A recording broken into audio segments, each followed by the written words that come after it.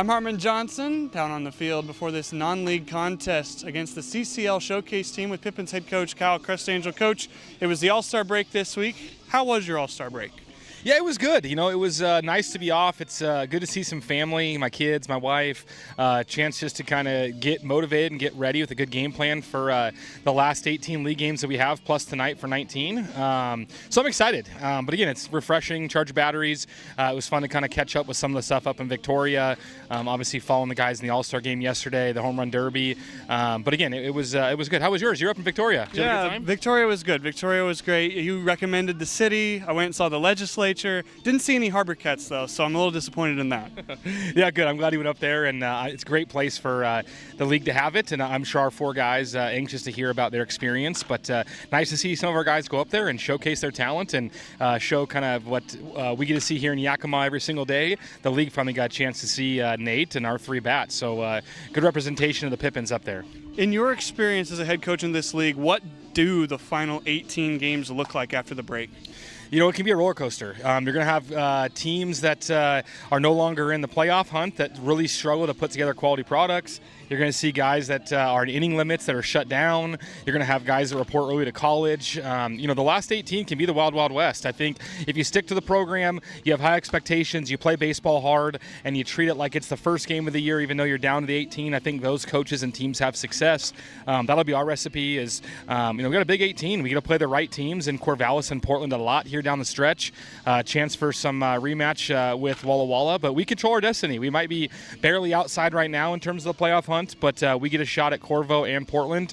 Balls in all our courts. We got to go play hard baseball. But in my experience, it can go one of two ways quickly. And I think as you look at the teams' remaining 18 games, you'll see a lot of teams that fall into the roller coaster down or roller coaster up. Obviously, we want to be on the upward trend and make that push for playoffs. You have the CCL Showcase team in here today. We had them before the season even started. Obviously a different roster, but how do you treat tonight going into the rest of this season? Yeah, you know, it's a shot for our guys that weren't at the All-Star game. They've been off for 3 days, a chance for some guys to get some at-bats, a chance for some of the pitchers that haven't got a ton of innings but will be relied on heavily down the stretch to go out there and log an inning, maybe two, you know, and get the rust off a little bit and get back in business mode. We're taking BP right now, same pregame as we do every single day, so chance for us to get a day under our belt to get ready for a big series with the Pickles here tomorrow. All right, Portland coming to town. You mentioned playing them and Corvallis 6 times plus another match with Walla Walla. The rivalries in this league seem to be some of the best. Speak to that a little bit. Yeah, I mean, obviously you have coaches that have been doing this for a long time. For instance, you know, I can't imagine the amount of games I've coached against Brooke Knight, probably two of the top 3 coaches in terms of games. He's obviously had a lot more than I am, but I'm still in my 8th full season. So we've had lots of battles. I've lost in a championship to him. I've beat him here before at a playoff game. You get Wall Wall Sweets, who we used to have the same ownership group, so you had kind of a built-in Battle of the Basin rivalry. You have historical events, big games with teams. It really makes it fun. I mean, really, if you've been around the league a little bit, you've played the coaches, you've played the teams, you've been to the towns, and rivalries naturally form. I think it makes it the fun part of baseball. Seems like rivalries are as strong, if not the strongest, in all pro sports as in baseball. It's part of the game, and it's important for the guys that are now wearing the jerseys that understand that the Pippins have been around for a long time, and so have a lot of these teams. A lot of guys have wore the jerseys, and the rich rivalries run strong, and it definitely makes it fun clubhouse chatter. It makes the games a little more interesting as well. All right, let's see if the Pippins can have some fun the rest of the season. Good luck, Coach. Yes, I appreciate it. Thank you. We got starting lineups coming up next against the CCL Showcase team. This is Pippins pregame.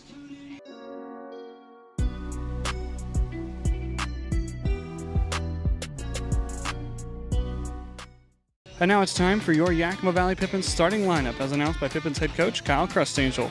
Leading off and playing center field, number 3, Tyson Miller. Batting second and playing left field, number 4, Trey Godoy. Batting third and playing right field, number 5, Abel Ramos.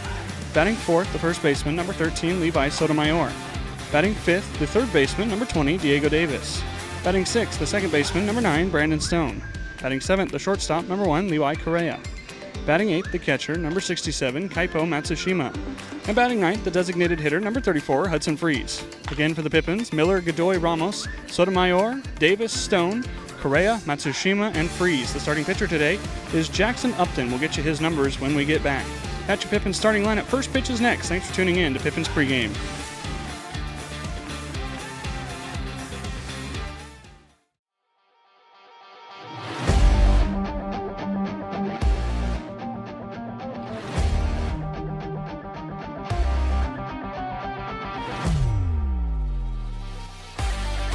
2-2. Ellis needs to dial one in. Tension building here at Yakima County Stadium. The pitch. Swing and a miss. Ball game over. 2-1 victory. Pippins over Sweets. First pitch, a high drive out towards right. Back goes Chavez. He's looking up. Bye-bye baseball. Grand slam. Dylan Anderson. Bring him home and touch him all. He's been here all summer, and it finally pays off. That was all we needed. 2-1, the final score, and we get ready for fireworks as a happy bunch.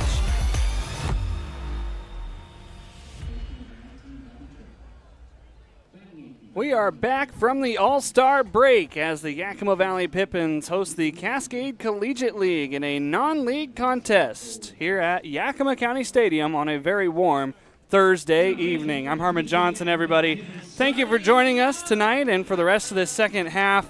It's sure to be a good sprint to the finish as the Pippins get back to work after sending 4 players to the All-Star game. Nick Velasquez, Daichi Furuhata, Parker Burt, and Nathaniel Carano enjoyed the Victoria Harbor Cats hospitality, and were part of one of the biggest nights of the year in the West Coast League. We actually got back from Victoria earlier this afternoon, and so those 4 not playing tonight, but it should be a fun afternoon to see some of the Pips that have been off for the last 3 to 4 days. Now the conditions here at the Orchard are fairly warm. It's been warm all day in this part of the state. Where we were to start our morning, it was only about 55 degrees at noon, but it is sitting at around 88 to 90 degrees right now here in Yakima. The wind is blowing at around 14 miles an hour, and it's a little more humid than normal here at the Orchard. We're usually around that 25 to 30% mark. It is hit at around 40, which makes the heat that much more impactful. The opponent tonight is the Cascade Collegiate League Showcase team.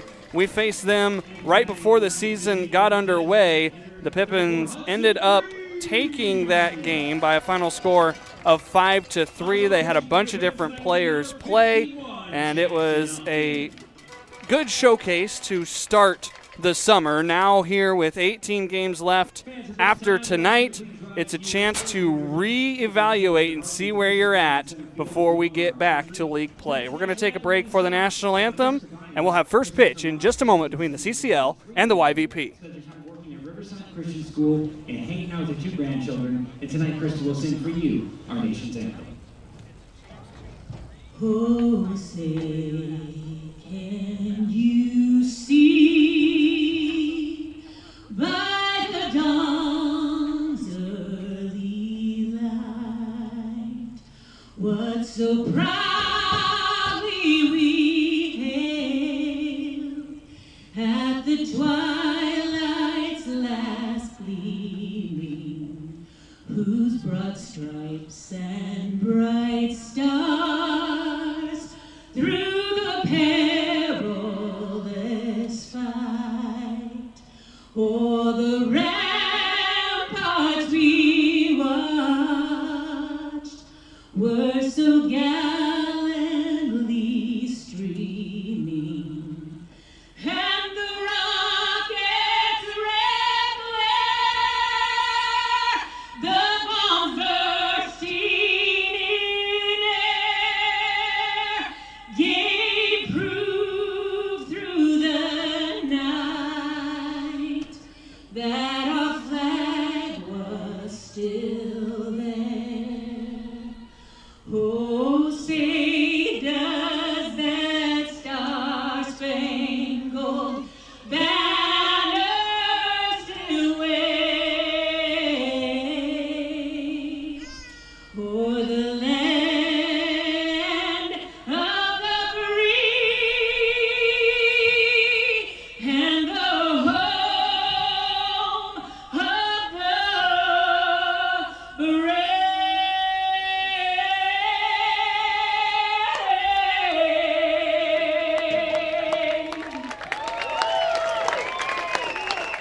It's time to play baseball here at Yakima County Stadium. The Pippins are back home before they resume their league schedule tomorrow, and they will have Jackson Upton out on the hill starting this game off.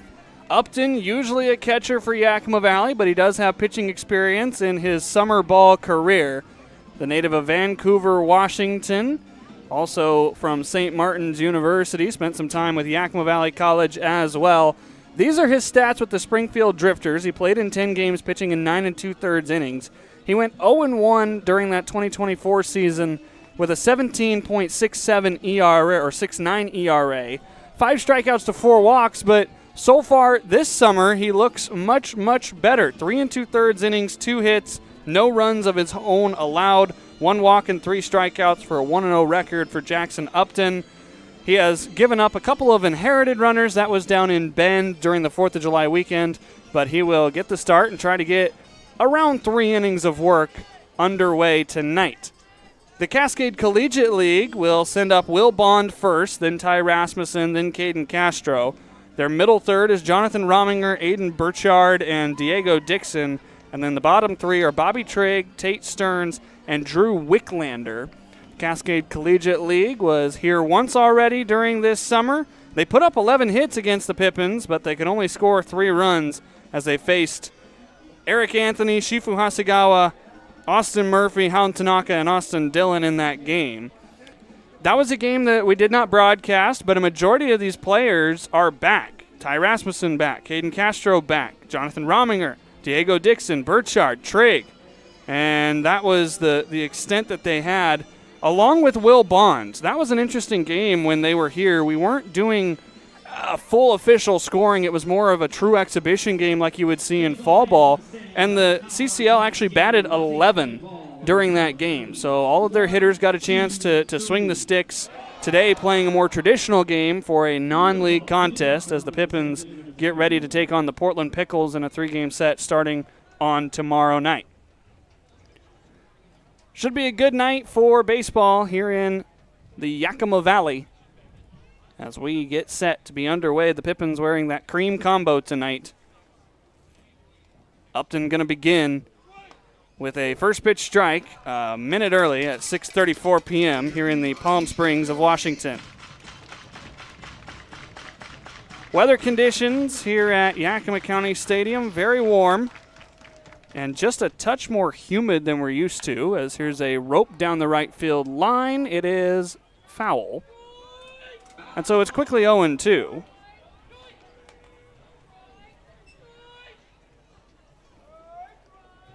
It's 93 degrees here at the Orchard, Yakima County Stadium.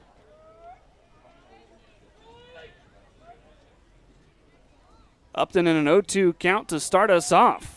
Looking for another strikeout on the season. Instead, he'll hit a batter. Will Bond, the leadoff man, is aboard. CCL, who scored early in those games here. That one game, they scored 1 in the 3rd, 1 in the 4th. And then the Pippins exploded for 4 runs in the 4th inning.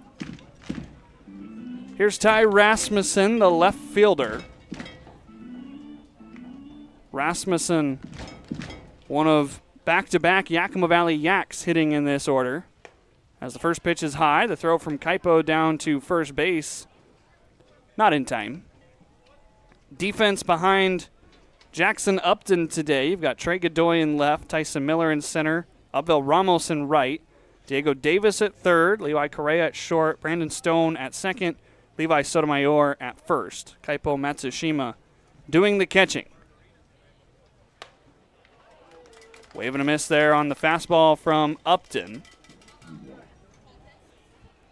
Clear conditions here at the Orchard, but there is a little touch of haze in the air.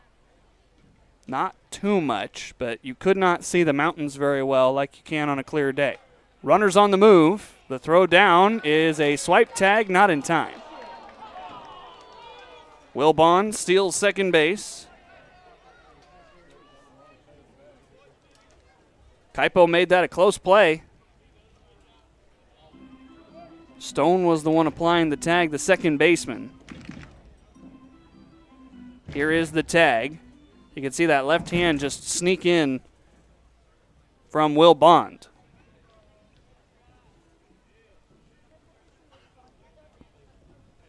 Ty Rasmussen ahead in the count here.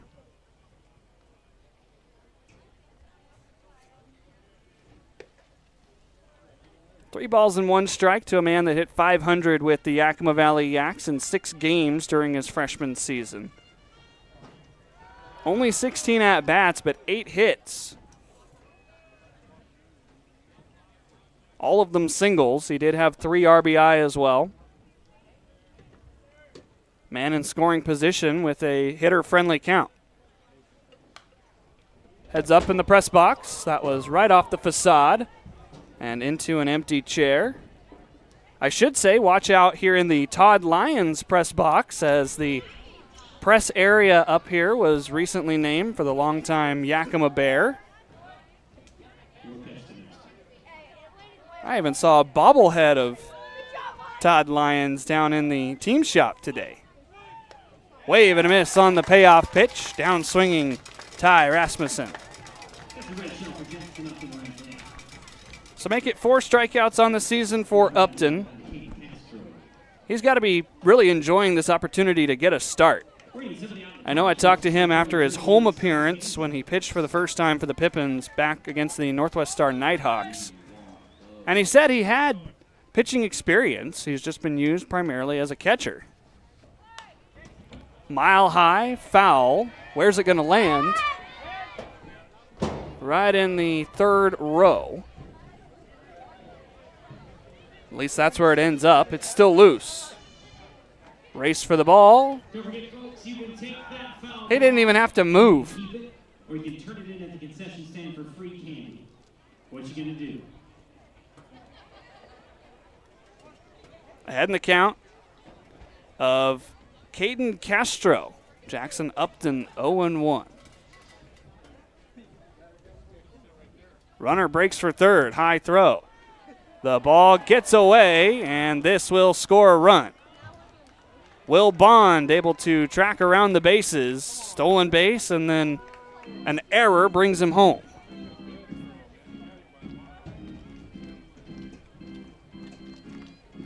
Early error by the Pippins. Davis, who's a catcher himself over there at third, tried deking out Will Bond, but the center fielder did not fall for it. Base is empty, 1-1 pitch. Another rope down the right field line. These CCL hitters are just in front of the Jackson Upton fastball. Caden Castro, another Yakima Valley Yak. He did not play during his freshman season.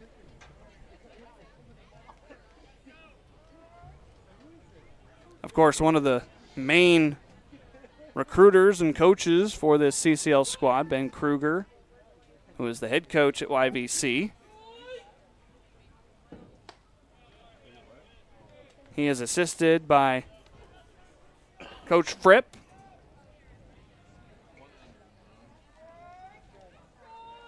Coach Jeff Fripp. Netting works. It's still 2-2. Ball boys are active already today. Glad they're running around. I spent most of my morning, in fact all of my morning, either walking to the ferry or sitting on the ferry or driving home. 2-2 straight up. Kaipo tracking. Ditches the mask. Out number 2 in spectacular fashion. Not an easy play for Kaipo Matsushima. Caught that ball in foul territory, drifting back into fair territory. Especially with the shadows back there. That can be hard to find up in the air. Here's Jonathan Rominger, the designated hitter. He plays his college ball at Central Washington, just up the road in Ellensburg. Foul back, it's 0-1. And I was told by Shea that Rominger actually suited up for the Pippins All-Stars, not the 4 that went to Victoria, but the team that helps fill the stadium when the regular Pippins are on the road. Now I'm waiting to hear what his results of his at-bats were. You can't just tell me he played without giving me stats, Shay. 0-2 quickly. Upton trying to escape the first, only giving up the 1 run. That 1 run came without the benefit of a hit.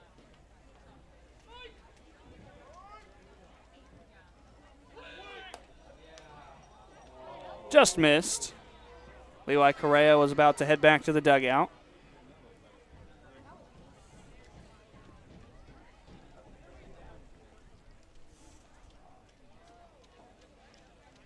Upton with 4 strikeouts on the season, looking for number 2 tonight. Back up the middle. Stone sliding. Backhand drops the ball.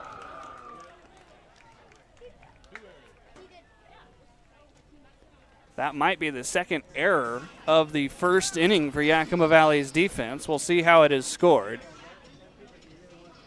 Early results say hit, and I would agree. This is a sliding attempt. So scored an infield single for Jonathan Rominger. And now here's Aiden Burchard, the catcher.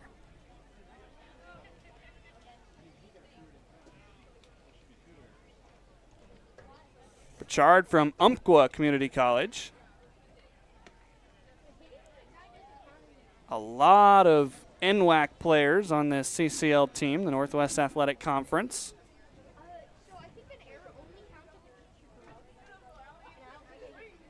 Makes sense. Keep the guys a little bit close to home. Oh, missed play over there by our fill-in third base coach. Wearing number 31 tonight, I think, is Nick Lowry. He's the only man on the lineup card that didn't have a number going in. Kruger and Fripp are really good about having all of their roster printed on the bottom of the lineup card. He must have been a very late ad.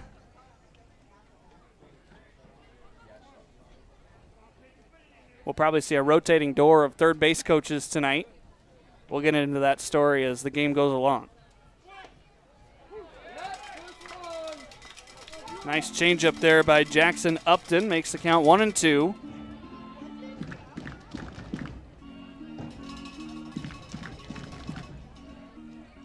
Burchard in that first game here was 3 for 4. He had one of the better days. He was 3 for 4. Bobby Trigg was 2 for 4. And then a player that's no longer with the CCL, or at least not tonight, Nash McLean, was 2 for 3. 2-2 pitch. Wave and a miss. 2 strikeouts in the inning for Jackson Upton, and only 1 run comes across. We go to the bottom of the first. 1-0 CCL. Pippins bats up next. All righty, Justin, over on the red side, on the third base side, we've got Bergen. Over here in the blue ball, we've got Colin. They are each going to be racing to the opposite foul pole there. You guys ready to go? On your marks. It's it. Go! They're off. Coming around the corner. Scotty's hanging out there. Oh! A big collision. Looks like Colin might have gotten the lead on that. Bergen does a flip, and Colin will be our winner today. Good job, Bergen. Give it up, guys. Colin with the red shell. That was intense. Hardcore. By the way, there was some Mario gaming going on outside the ballpark. And he wants to challenge with the undisputed world champion with Mario Kart N64 in the black court. Tonight's game proudly sponsored by Toyota. If you're looking for your next ride, from Grady's office special financing and cash incentives. Toyota has deals on cars, trucks, and SUVs to fit your lifestyle. Visit your local Toyota dealer or explore current offers online today.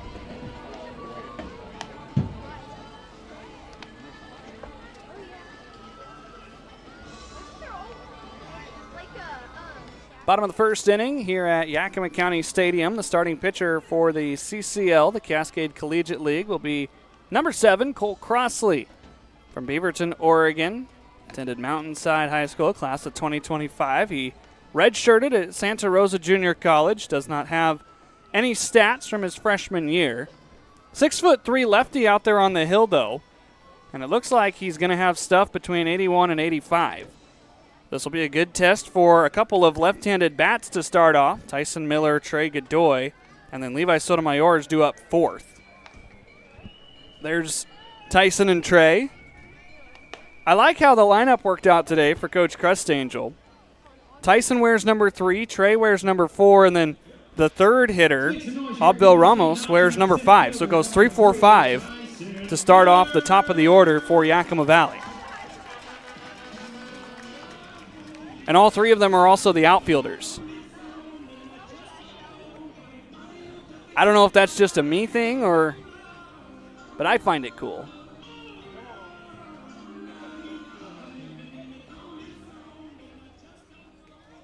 Tyson Miller out of Bakersfield. On the season, batting .303 for Yakima Valley. He had a pretty good game last time out against the Walla Walla Sweets, going 2 for 4, scoring twice and driving home 1. 2 balls and no strikes. Umpiring crew tonight is Michael Gray behind the dish, and then Thomas Glenn in the field. This is the same crew the Pippins had on opening weekend against the Walla Walla Sweets. Some other numbers for Tyson. Those 25 runs scored with 8 RBI. Byproduct of being the leadoff hitter. His job is to get on base, which he's done at a .489 clip. 64 miles an hour on that breaking ball.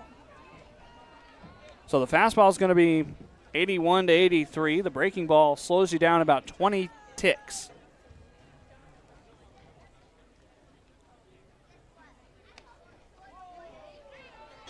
Payoff pitch upcoming. That was another slow breaking ball at 66 for Cole Crossley.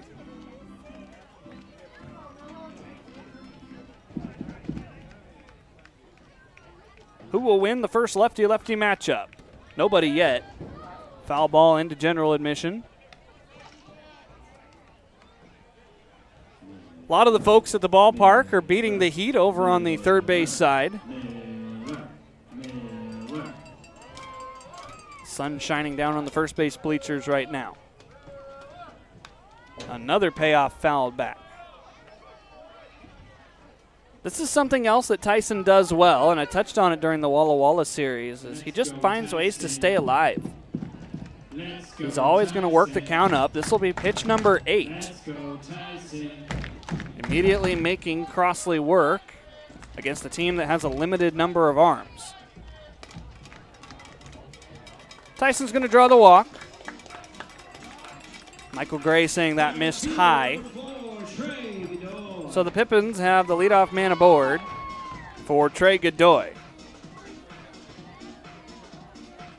Trey from UCLA,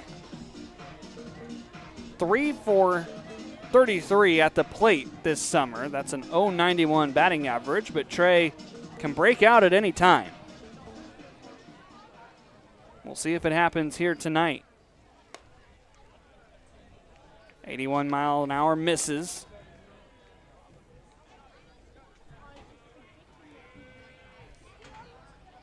Godoy got inserted into the lineup on Thursdays. Here's a shallow fly, and it'll drop. This gets behind Bond. Tyson's going to move up to third. Trey is going to motor into second.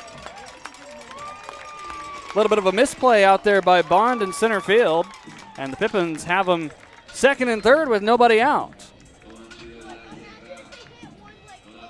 Softly hit, 70 miles an hour off the bat. It's a right fielder. Number 5. That was just a weird hop out there in center field.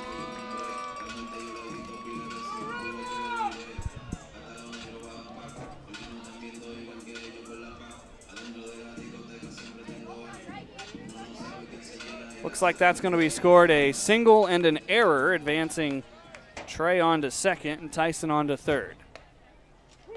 Ramos taking strike one.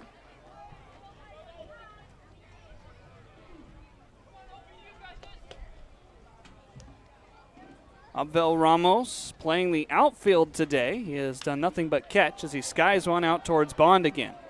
We'll see if the Pippins test the arm. Tyson will tag. The throw will go to third. 1-1 as the Pippins tie the game.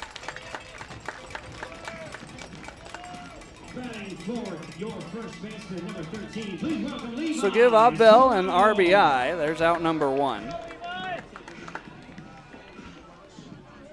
Levi Sotomayor enjoyed the last time he played in a non-league contest.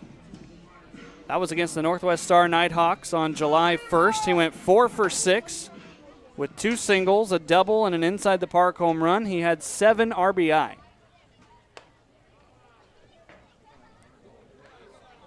That is impressive, 7 RBI.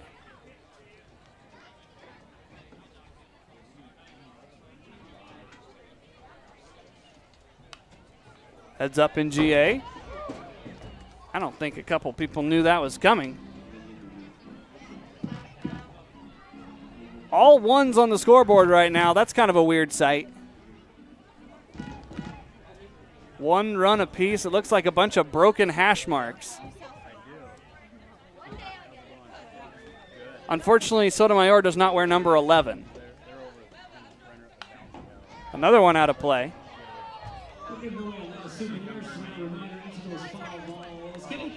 So it's 1-2 to Sotomayor. On the season, batting .328. He's got 20 hits to his name.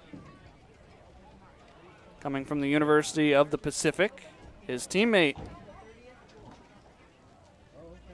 at the University of the Pacific waits on deck, Diego Davis. 2 balls and 2 strikes.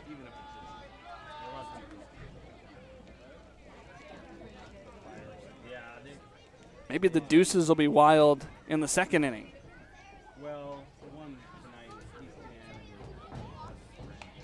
Soft foul ball, heads up. Another souvenir given away. A lot of souvenirs being sent to the crowd tonight. Super Mario Night is the theme night. Wonder if those count as stars, the power-up.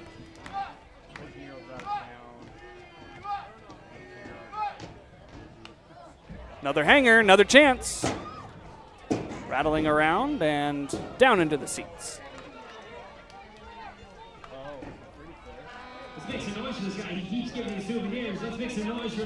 The mad dash is still on. Where's the baseball?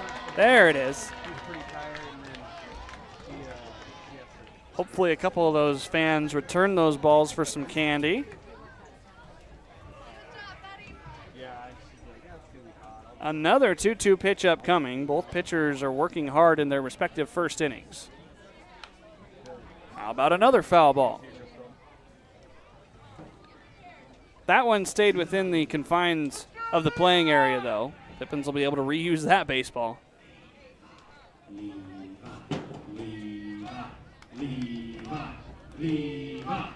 Tyson Miller walked. He has scored after a single and a sacrifice fly. Well foul. That one is out by the dumpster. I don't even know how you turn on a ball like that. That's impressive.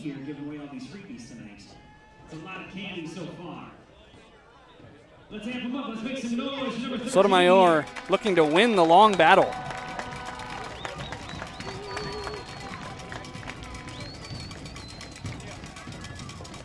Wave and a miss. The bottom drops out of a changeup. So 2 away. The game is tied, and here is Diego Davis. Third baseman today, normally a catcher. Also from the University of the Pacific. Davis played in 1 game for the Pippins during that Ridgefield homestand before he went back home for a short amount of time. It was that long game against the Ridgefield Raptors. He was the starting catcher. He was in the 9-hole. He had an RBI single and a walk to go 1 for 4 on the day. That game was won in 10 innings by Yakima Valley.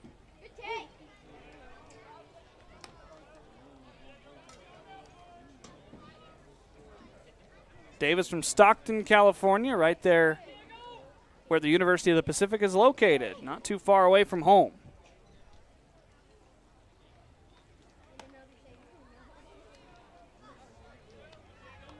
That's got to be pretty nice, being able to play baseball and still be close to home.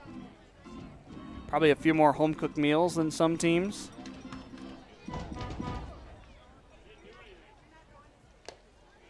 Foul tip, it's 2-2. Of course, the Pippins are getting spoiled with their pregame meals. I think they've had Jersey Mikes, they've had rotisserie chickens, they've had all sorts of goodies down in the clubhouse. Your broadcaster may or may not have indulged in a couple of those. 2-2, down the line and fair. Here comes Godoy, he will score. Davis to second, and it's 2-1 Yakima Valley.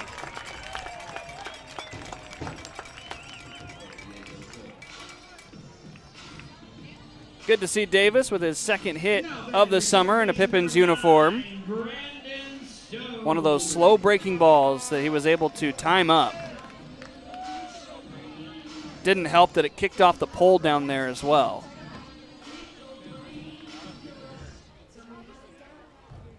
Here's Brandon Stone. Stone, a local product, elected to stay home and play in the Pippins All-Stars games. Play in front of his hometown crowd.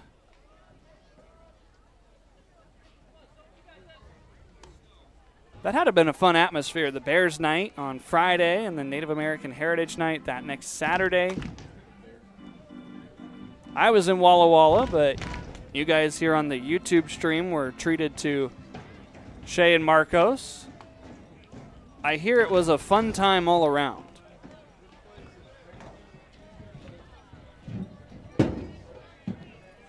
I will admit I have not listened to most of it, but Marcos told me during the trip to Victoria it was fun.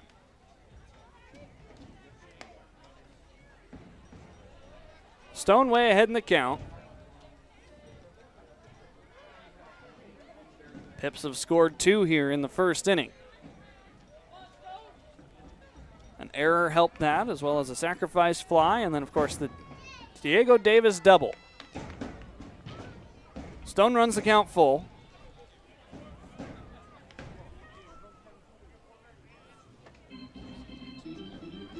Stone showed off when he was here at home, playing in those All-Stars games. A couple of triples.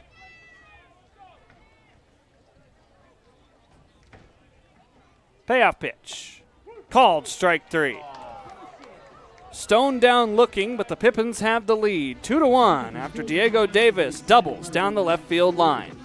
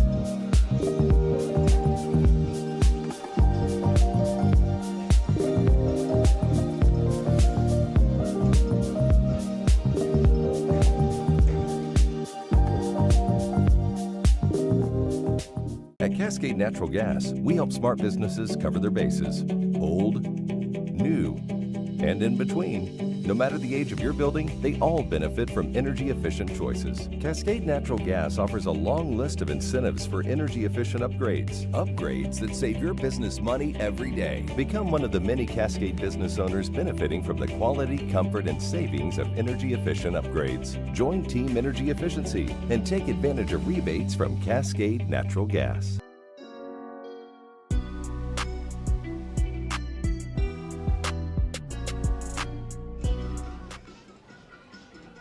Top two here at the Orchard, Yakima County Stadium. The Pippins lead it 2-1. It'll be 6, 7, and 8 due up for the Cascade Collegiate League Showcase team, starting with Diego Dixon. Dixon, another Yak from YVC, just up the road on Nob Hill Boulevard here in town.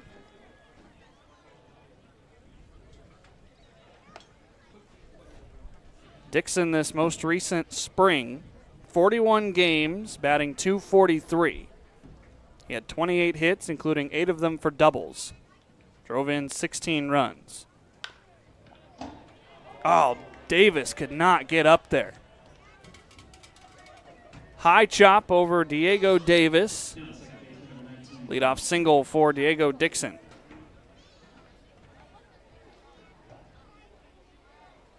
Would have been the play of the night candidate if Davis had been able to leap up and grab this and then make a throw.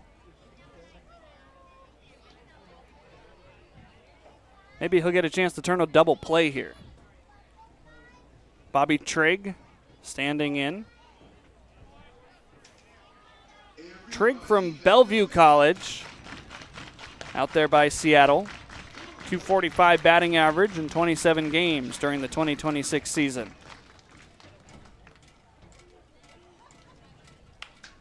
Shallow fly. Tyson makes the grab. Here's a chance for 2. In time.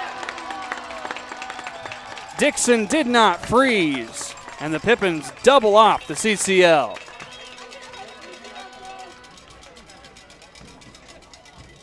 You've got to be ready to make your way back. You got to be about halfway. He was a little more than halfway. So it's 2 away. Here is Tate Stearns.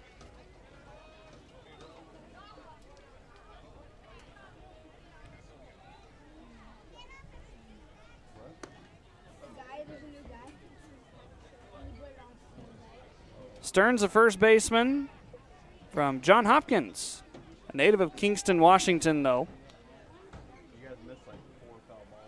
I drove through Kingston today, coming back from Port Angeles.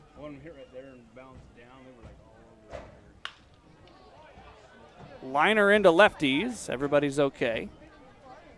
95 off of the bat of Tate Stearns. Stearns going to North Kitsap High School. Of course, the West Coast League used to have a team in Bremerton, the Kitsap Blue Jackets. Tariq Skubal played for the Blue Jackets before making his fame as a major leaguer. We are getting ready for a ballpark classic Disney bat race here at Stearns from a similar area, at least playing-wise.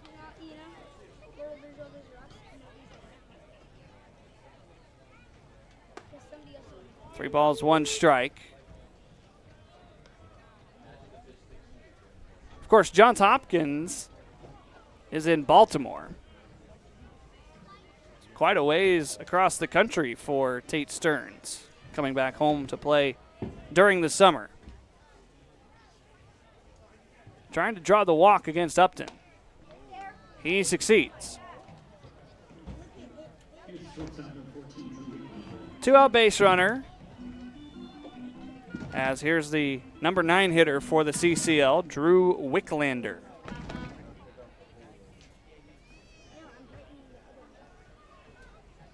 Wicklander from Bonnie Lake, Washington.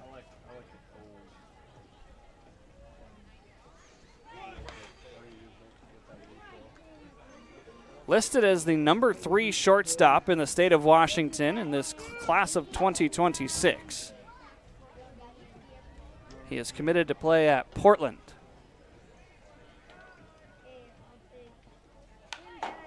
High pop-up on the infield. Correa. He got it. A little bit adventurous, but that is out number 3. One left stranded. We go to the bottom of the second. 2-1 Pipps.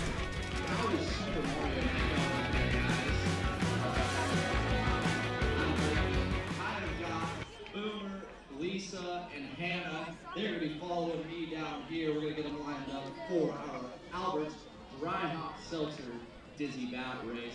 Albert's Dry Hop Seltzer is non-alcoholic, 0 grams of sugar, 0 carbs, 0 calories, all that good stuff. So that's why we're making these guys spin, to create the effect, you know? You guys ready to go? Alrighty. On my count, I'll start spinning you off. On your marks, get set, start spinning. 1, 2, 3, 4, 5. You gotta spin faster, guys. 6, 7, go. And, oh, who is this, Scotty? Boomer is our winner tonight. Give it up for Boomer, folks.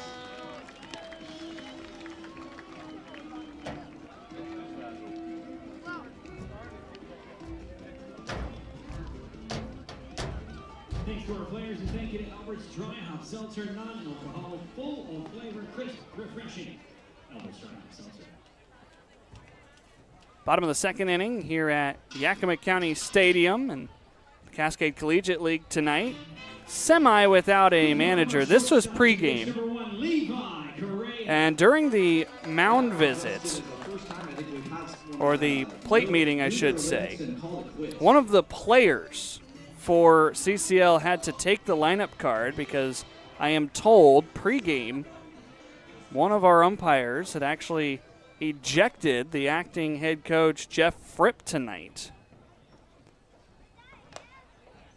But in the nature of the non-league contest, he was allowed to stay in the dugout. He was given a formal bench warning, and so he cannot leave the dugout. He can be down there to help monitor the team.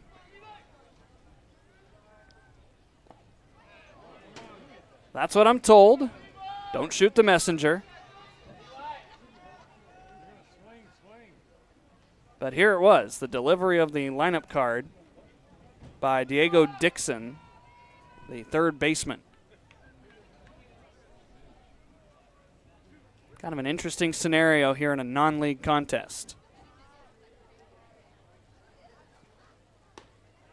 Called strike 3. Levi Correa down looking. Here's your catcher, number 67, Kaipo Matsushima. First chance for Kaipo Matsushima today. Kaipo in 5 at-bats with the Yakima Valley Pippins. Does not have a hit. I cannot tell you what he's done in his couple of Pippins All-Stars contests. Last played on July the 1st against the Northwest Star Nighthawks.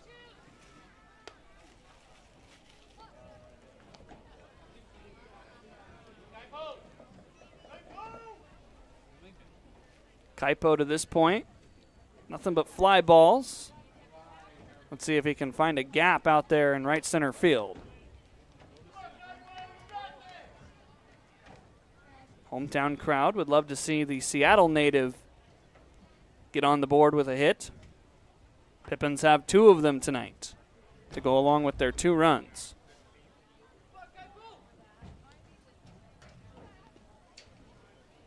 Good stop back there by Aiden Burchard, helping protect Michael Gray, the home plate umpire. Thomas Glynn, his partner in the field.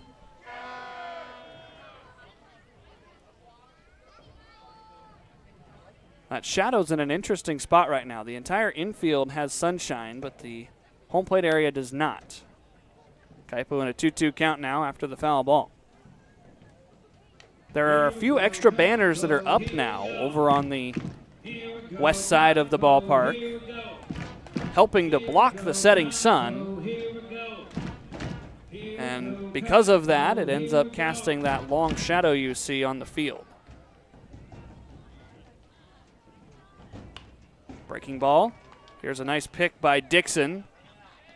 And that is out number 2.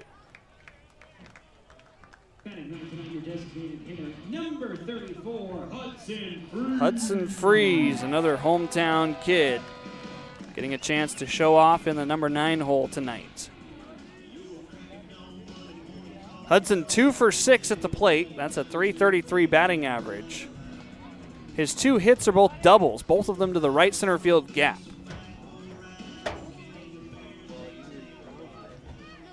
He's also got a few innings logged out on the hill. Should say he's only got 1, but he's got a strikeout. That strikeout ended the game against the Portland Gherkins on July 2nd.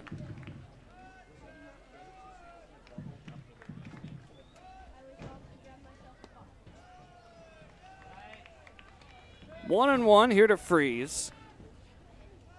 Coming from West Valley. You can tell the dugout would love to have Hudson pick up his 3rd hit of the summer.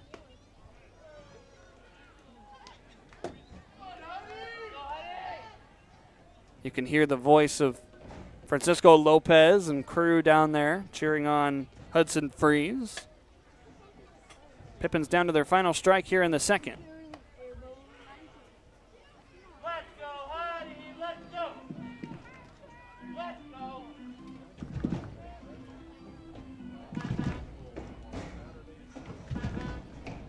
With the shadow over the ballpark, it's already starting to feel a little bit cooler. I appreciate that. Started the game at 93 degrees. Huddy's worked the count full. Everybody clap your hands. Good showing for the non-league game here on a Thursday night. Hudson swinging and missing. Pippins out of luck in the bottom of the 2nd inning as they are retired in order. To the 3rd we go. Top of the Cascade Collegiate League bats are coming up. Gear up for summer like no other with Legends Cup. From the first whistle to the final goal, it's a 3-month marathon of massive payouts. Kick it with us every Thursday from June to August for a chance to win your share of $275,000. Just use your Legends Rewards card to earn entries. The stakes are high, the prizes are huge. Legends Cup, only at Legends Casino Hotel. The pitch is calling. Will you answer? A couple years ago when I was in high school, I had braces. I didn't wear my retainers or anything, so I came back and I've shown a lot more progress with this time around than last time around. They are very helpful. They show you step by step like what needs to be done so you don't waste your time on treatments. Working with Dr. Christopher, I'd say they are very, very good orthodontists, and I would love for people to come here and enjoy everybody and everybody's personality. It's been great.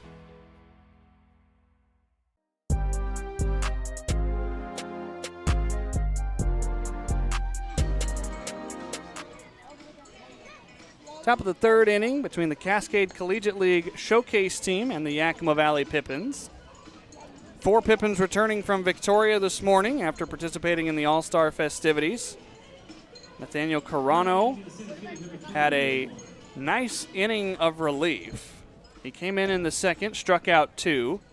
Parker Burt started the game as the catcher, caught a couple of south pitchers and picked up a hit. Daichi Furuhata was a busy man at second base. Nick Velasquez was playing first, so he was involved in every ground out. That was in the back half of that game. Daichi and Nick played basically the 5th inning on, and Parker and Nate both got to rest after about the 3rd inning. It was fun to watch them. I got to make the trip up to Victoria to watch our Pippins All-Stars. And the All-Star game is always a fun time because you get to see all of your friends in the league. You get to see how connected this league really is. Hanging out with GMs and other broadcasters and other members of this league, owners. Will Bond ahead in the count here, 3-0. But it just gives you a sense of, while we might be opponents, rivals, whatever you want to say on the field, that there's always a reason that we're doing this. Got to sit back and be a baseball fan for a couple of days, which was really nice. Towering shot, shallow right. Ramos. He does not have it. Nobody's covering first, but held right there is Will Bond.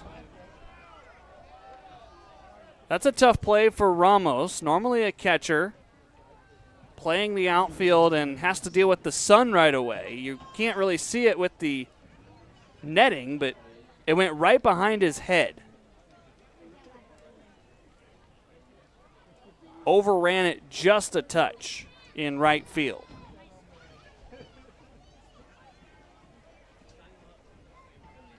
That goes down as a long, tall single. Into the driveway is this first pitch foul by Ty Rasmussen. Rasmussen struck out back in the first inning.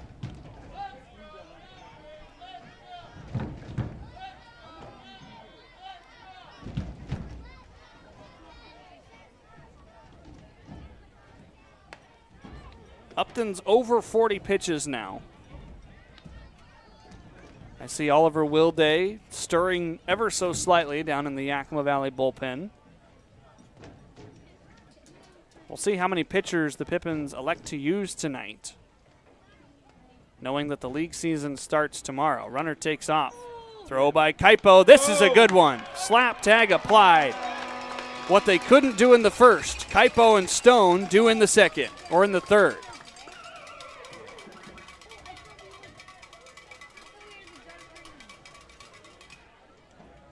Nice strong throw from Matsushima. Stone applies that tag right on the way by. Caught stealing is Will Bond. Score at 2-4 if you're keeping a book along with us.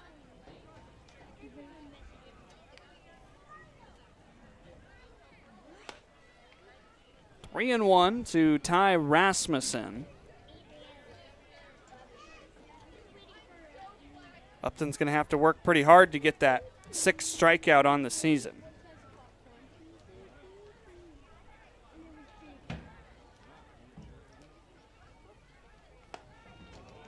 That's a good way to try to inch closer. The count runs full. Rasmussen was strikeout victim number 1 against Jackson Upton tonight. Can he be strikeout victim number 3 as well?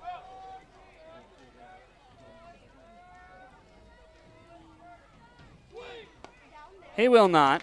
It is ball 4. Second walk issued by Jackson Upton today. Double play in order, but you've got Caden Castro, an outfielder, standing in that left-hand batter's box. Castro popped out to Kaipo in foul territory. Runner takes off. Upton steps off. Here's the tag. He is out. Good move by Upton. He's got a smile on there. I don't know when the last time he picked a runner off as a pitcher was, but he did the right thing by stepping off. And then instead of throwing it right away, he made sure that the runner was going to continue on to second. Stone was there to apply the tag.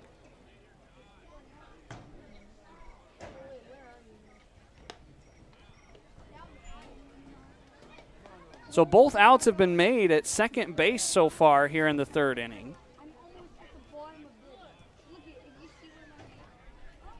That doesn't happen very often in this game. Another one foul that would have been long gone. That's one of those when you're playing MLB The Show, you've got it turned down to rookie difficulty when you're used to All-Star or one of the higher levels and you're in front of everything.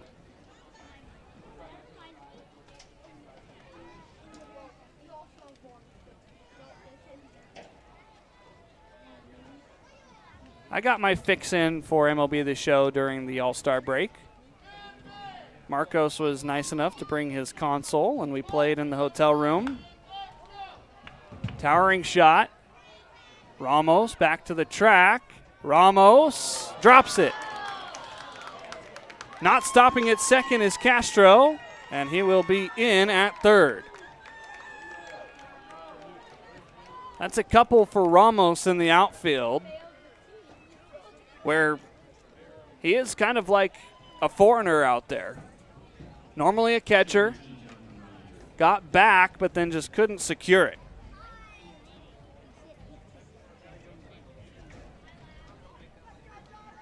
Tying run is 90 feet away for Jonathan Rominger.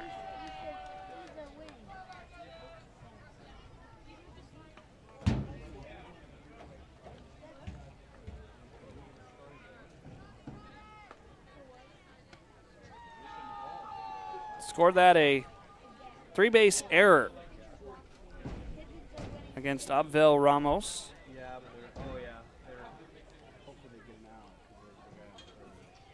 Got the setting sun to deal with out there as well, not being in your normal position. Hard shot out to center. Miller still drifting back. He will not get this one either. Might be back-to-back three-baggers for the CCL. One of the deeper parts of this ballpark. That one is a for sure triple. Miller was playing so far in, he tried to Willie Mays this catch, but could not come up with it.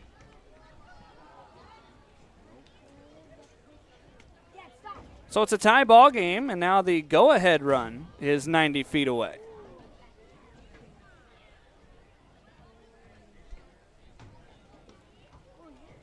Aiden Burchard had a 3-hit day the last time he played at this stadium. Trying to give the CCL the lead.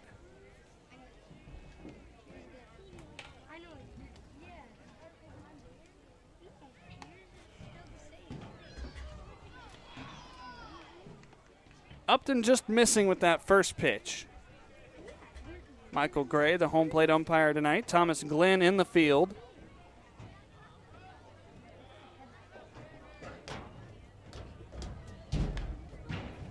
Burchard struck out to end the first inning. Upton would love that result here. Chance to get out of this in a tie versus a run down.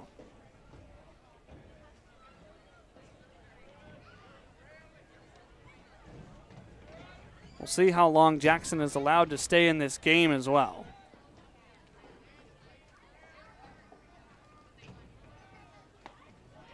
Good changeup. And the count's 1-2. Oliver Wilday still going through some warm-ups down in the Pippins bullpen, stretching out on the bands. Upton shakes. 1-2 to the CCL catcher. Fly ball. Sotomayor. This ball is caught, maybe. A collision over there in the bullpen. Does anybody have the ball? There's no signal yet. Ramos is down. Ramos is down and he is not getting up. Training staff hustling out there. Umpires as well.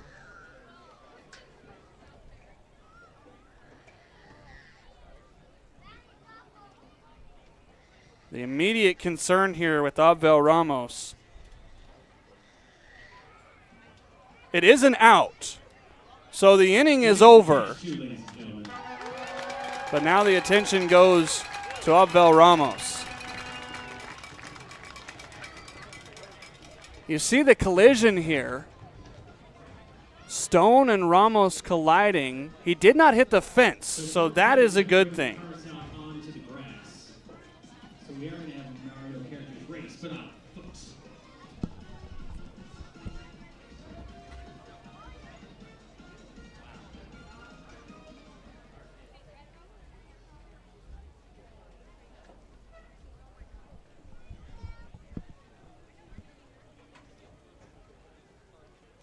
Still no sign of Ramos up on his feet yet. Our netting kind of obscures the camera. I've got a little bit better of a view. training staff from Multicare Orthopedics Northwest, assisting with this injury.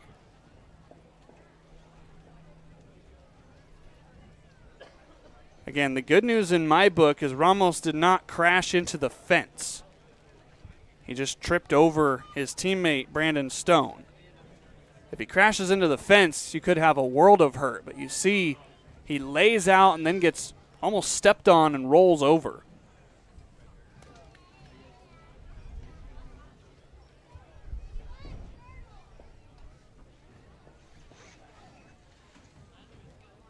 Coach Salscheider heading back to the dugout.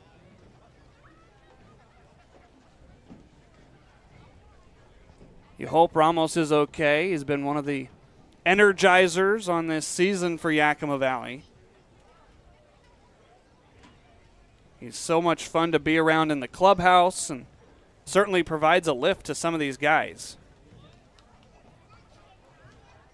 He's up on his haunches now in the catcher's squat, and he is now standing up.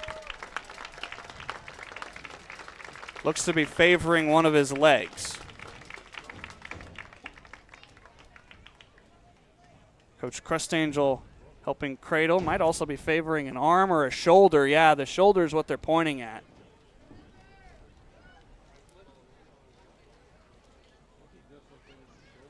He is in a lot of pain right now.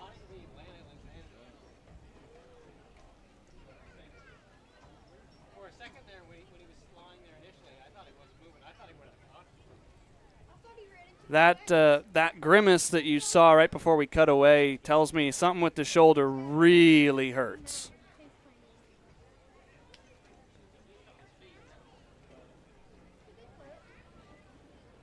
Looks like we're going to get the half-inning break started momentarily. Ethan Salscheider back out of the clubhouse. Looks like he's carrying a sling. So we're going to get the half inning underway. We're going to get to the Pippins bats in just a moment, and we'll check in on Abvel Ramos in just a second. This is Pippins baseball, tied at 2.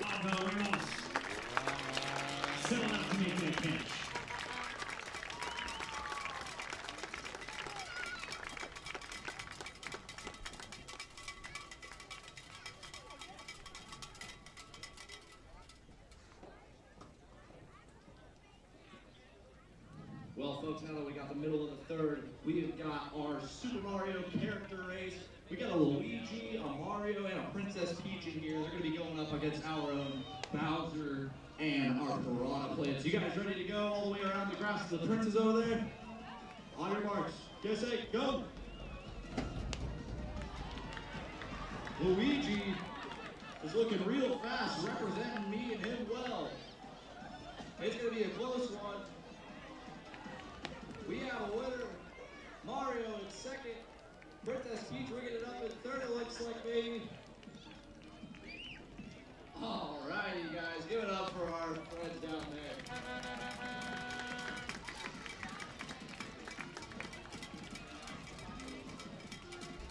Gear up for summer like no other with Legends Cup. From the first whistle to the final goal, it's a 3-month marathon of massive payouts. Kick it with us every Thursday from June to August for a chance to win your share of $275,000. Just use your Legends Rewards card to earn entries. The stakes are high, the prizes are huge.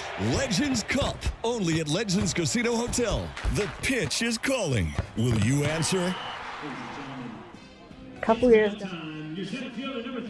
Bottom of the third inning between the Yakima Valley Pippins and the Cascade Collegiate League Showcase team. Top of the order, Tyson Miller, Trey Godoy, and then we'll likely have a pinch hitter in the 3-hole as Abvel Ramos has left out the gate up that first base line over by the picnic deck. Looked to be a shoulder injury based on where the trainers were feeling him out and the way he was favoring that right side. Ethan Salscheider, the pitching coach, bringing out a sling, it looked like, from the clubhouse. And so hopefully Ramos is all right. Salsa going to be coaching third right now as Coach Crustangel helps attend to his catcher. who is playing right field today. Wave and a miss. Tyson Miller behind in the count after walking in the first inning. You hate to see that. You try a guy in a new position, he makes a spectacular diving catch, which my call did not justify at all because I could not see it. But he makes an amazing diving catch and then has to exit this game.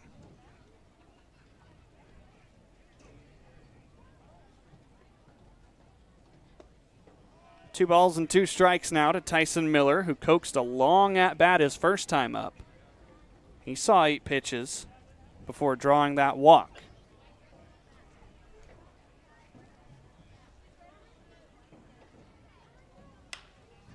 Down the left field line, Rasmussen giving chase. This will bounce fair. Rasmussen into the wall. He's not picking up the ball. He's a little dazed and confused. Here comes Tyson. He is going to have an inside the Parker. Rasmussen didn't know it was fair, and Tyson Miller rounds all 4.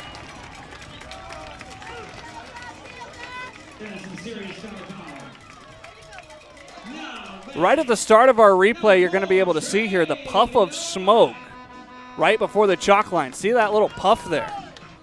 That was fair territory. Tyson never stopped running. Now there's something out on the warning track near the bullpen.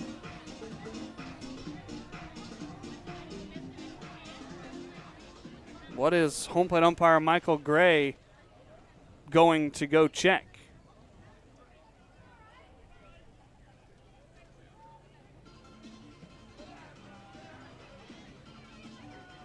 Salsa and the left fielder Rasmussen kind of looking at the spot. Rasmussen claims that that was well foul. He's pointing to the area and then a baseball over there as well.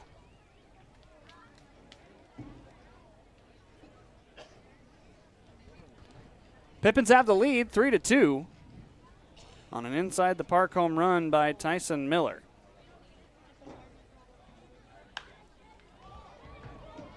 Mile high in foul territory. Now back to fair, and Dixon makes the catch. Now playing right field, welcome into the game, number 40, Malachi Emery Henderson. Pinch hitter will be Malachi Emery Henderson in the spot of Upvale Ramos.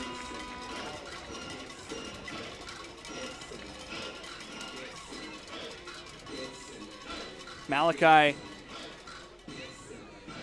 had a decent series down in Walla Walla, including on Sunday when he hit a solo home run to leave the yard for the 3rd time this season. Home plate umpire Michael Gray making note of the substitution here. Just a straight switch. Emery Henderson into right field.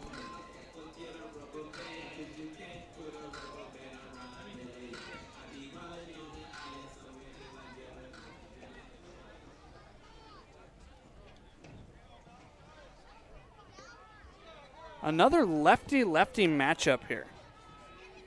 There's been a lot of left-handed hitters in the top half of the order facing Cole Crossley.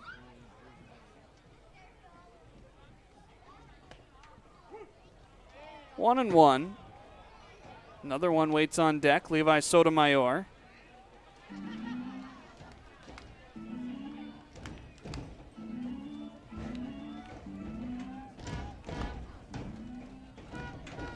So now it's 4 straight lefties at the top of the order. Malachi down in the count, 1-2. But after that, it's 5 straight righties. So if Crossley can get through the top half of the order, then he gets the supposed disadvantage in the bottom half.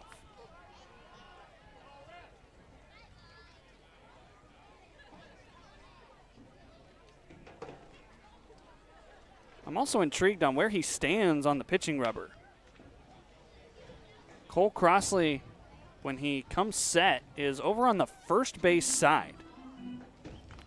Normally you see left-handed pitchers stand on the third base side because they want their breaking balls to go extremely down and away from left-handed hitters and extremely down and in to right-handed hitters.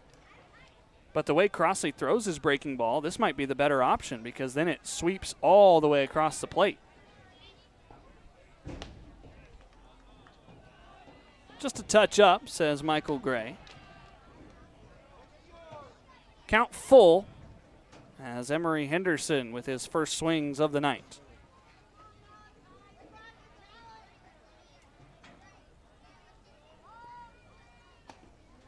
Ring him up, called strike 3. That's 5 strikeouts now for Cole Crossley. Here comes Levi Sotomayor, the first strikeout victim. Levi Sotomayor. There was somebody up and moving when Ramos crashed into the bullpen for the CCL. There are a few bodies down there as we speak. Nobody throwing yet, though. We'll see how long Crossley is allowed to go into this game.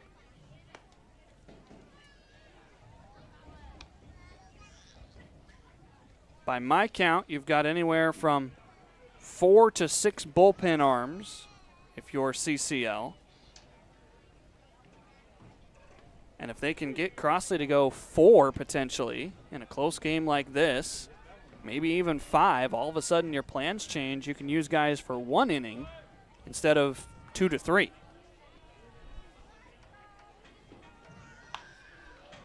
Fouled into the netting, 1-2.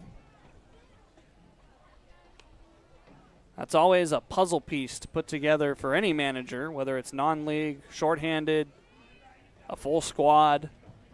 How do you manage your pitching staff?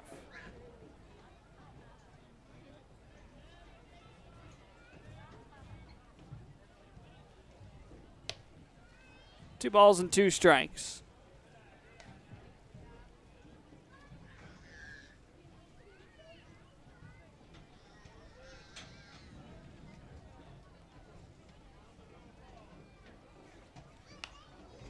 Out of play foul. Heads up. That man in the Luigi hat wanted nothing to do with that baseball. He was getting out of the way from the moment that it started coming down.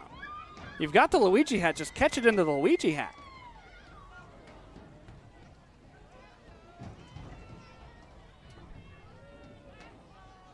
Two-two pitch. Levi spitting on it to run the count full. Sotomayor trying to erase that first strikeout in the first inning and pick up a 2-out knock. Flown out towards left. This is shallow. Dixon going out. He will not get there. The fair ball drops, and it's a 2-out single for Levi Sotomayor.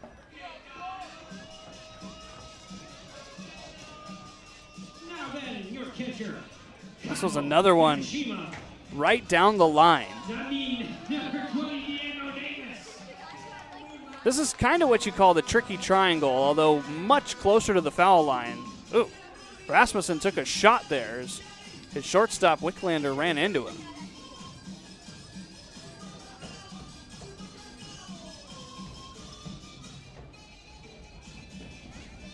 Here's Diego Davis, had an RBI double back in the first inning.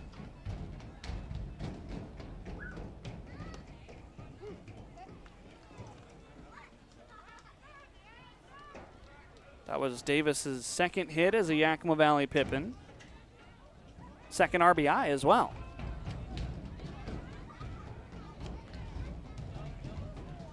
A shout out to St. Paul Youth Group for joining us here tonight at the Orchard. St. Paul Youth Group, where are you at? Sotomayor, a short lead over at first. 4 hits apiece. The Pippins lead by 1. Out of play down the right field line. Diego had enough on it, just couldn't keep it fair. Seen that a lot tonight. I'm sure there's quite a stockpile of baseballs out there beyond the family area.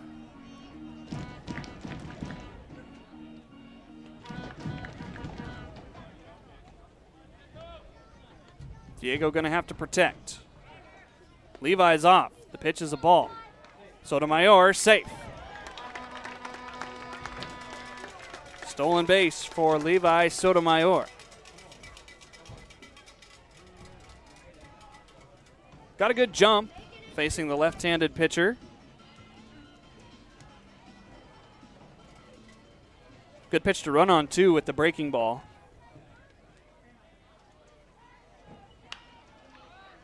Fly it over on the right side. Stearns, does he have room? Yes, he does. An adjustment made by Stearns over at third, and the first baseman ends the third inning. Pippins lead by 1 as we head to the middle frames.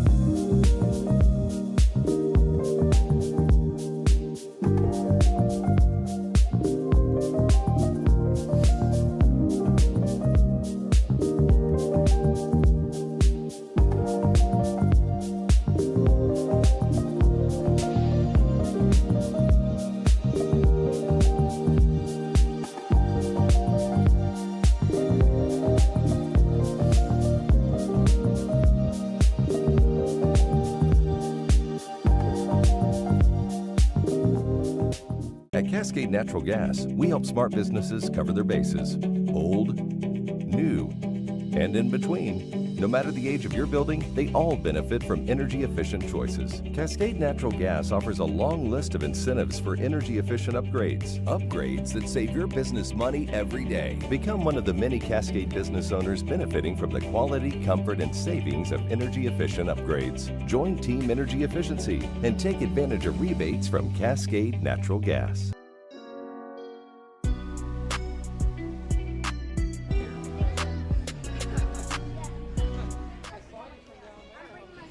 Welcome to the middle innings here at the Orchard, Yakima County Stadium. Harmon Johnson with you on this Thursday night. Weather slowly starting to cool off. We started the day at 93. It's down to 90 here. Humidity has dropped by about 10%, though. That makes it feel that much better. Jackson Upton out to face 6, 7, and 8 in the CCL order.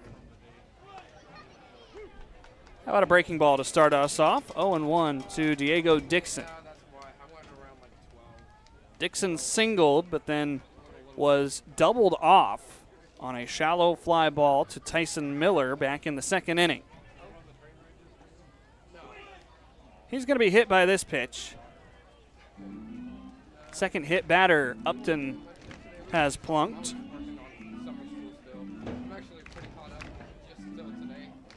That'll bring up Bobby Trigg.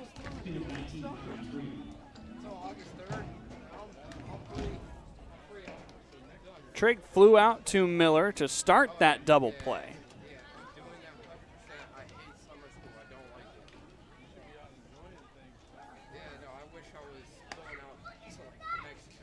Still got Upton out there on the mound, and new right fielder as well. Malachi Emery Henderson takes his spot after Abdel Ramos left this game with an apparent shoulder injury.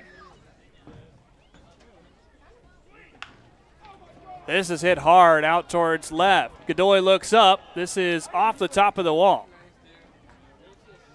Pulling into second and third are the CCL offense. Bobby Trigg with a double.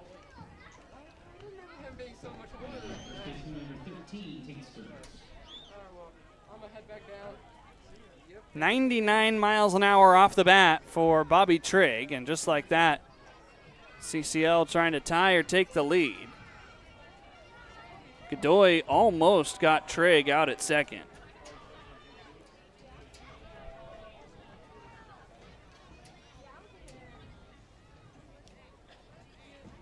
Pippins infield going to play in here, trying to cut down the run at home. Nobody out.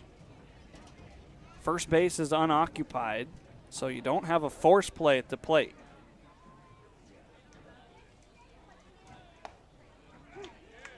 Tate Stearns watches it fly right by on Pacific Avenue.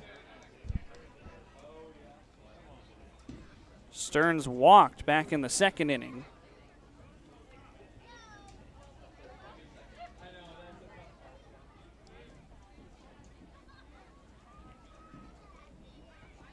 The man from Johns Hopkins.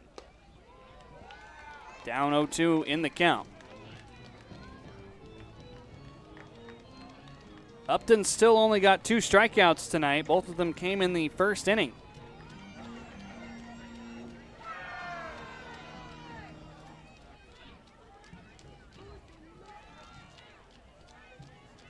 Long look in for Upton.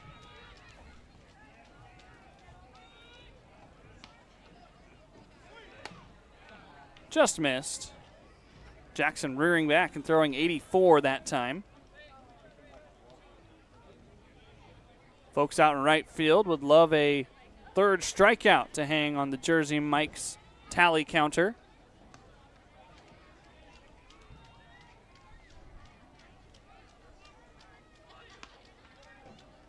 Here's the 1-2 from Jackson. Lifted. Very shallow left. Infield playing in, so it'll have to be Godoy. He settles, he catches. Here's a tag at third. The ball is up the line. Kaipo had no idea. Moving up to third is Bobby Trigg, and it's a tie ball game. I don't know if Kaipo didn't go get that because the runner was in the way or just the ball was that far up the line. Probably one that you'd like to see cut off. Levi let it through, and they might have had him at the plate with a good throw. Just a bit up the line, though, from Trey Godoy. Infield still plays in with the go-ahead run now at third, only 1 out.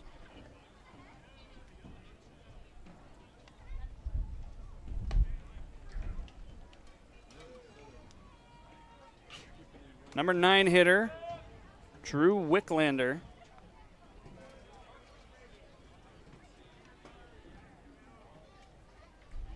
See quite a few of these Washington kids commit to Portland and that area. I don't know, maybe it's just because I'm not from here, but of course you're not going to turn down the opportunity to play D1, but you grow up in an area somewhat close to UW, and now you go to Portland. Of course, that's never really been a rivalry because UW's always been Power 5. First the Pac-12 and now the Big Ten. Of course, Oregon moving to the Big Ten as well. Oregon State staying in the Pac-12. They're going to spearhead the reincarnation this fall. 2-2.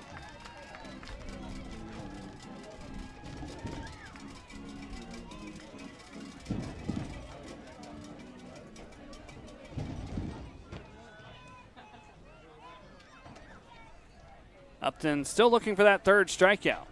Would be a big one. There it is. Ask and you shall receive. I should have been asking earlier. 3 punch-outs for Jackson Upton. And now the Pippins infield can play back.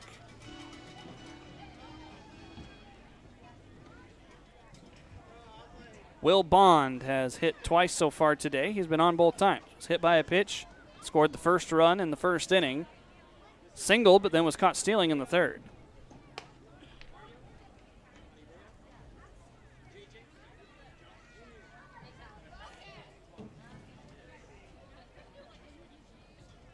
Just about time to get the lights powered on here at the Orchard. We're approaching that time of night. 2 balls and no strikes.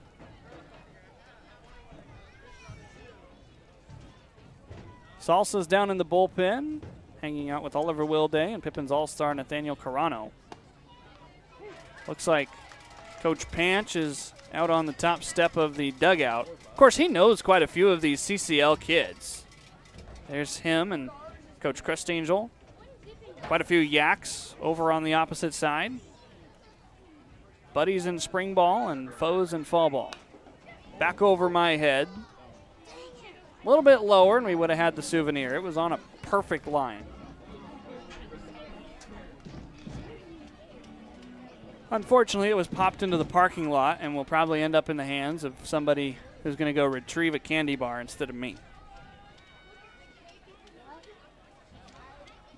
Can Upton get a fourth strikeout? Not on that pitch. Tried to bend a breaking ball back door. St. Paul Youth Group, do me a favor, make some noise. The count is full. A man is at third.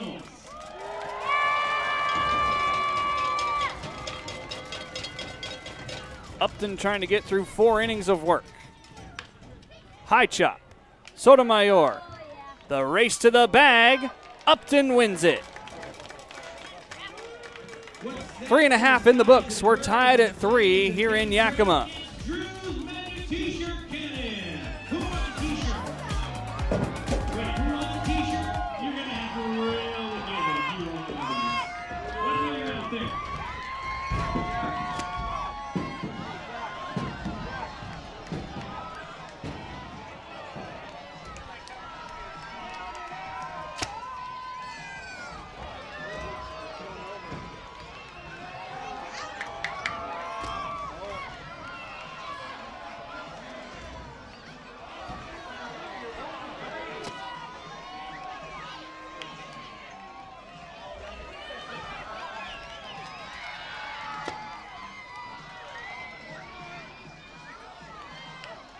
If you want one, you gotta wave those arms. You gotta make some noise. Jump up and down. That's what I want.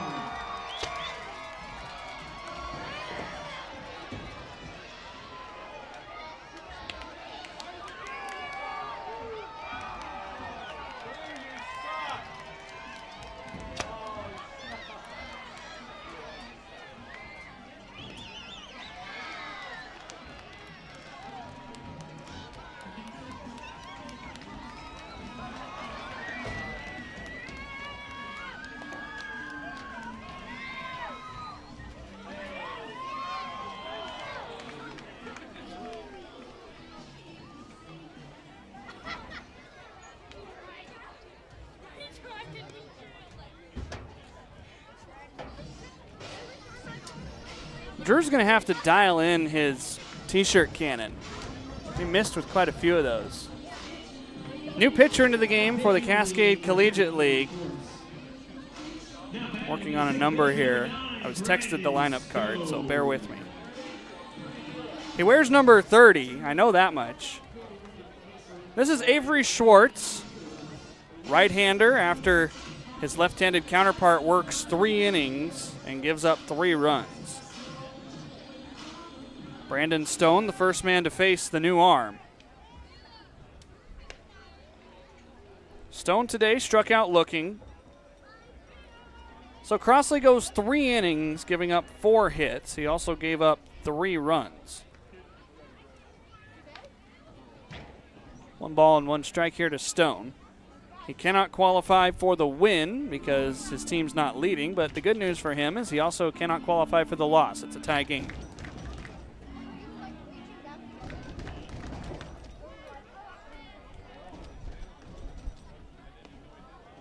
Inside to Stone, 2-1.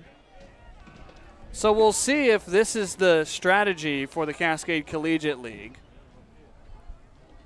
Crosley went 3. We'll see how many Schwartz is asked to go. Probably 2 to 3 to get into the 6th inning area. 3-1 to Brandon Stone, trying to show out in front of his hometown squad.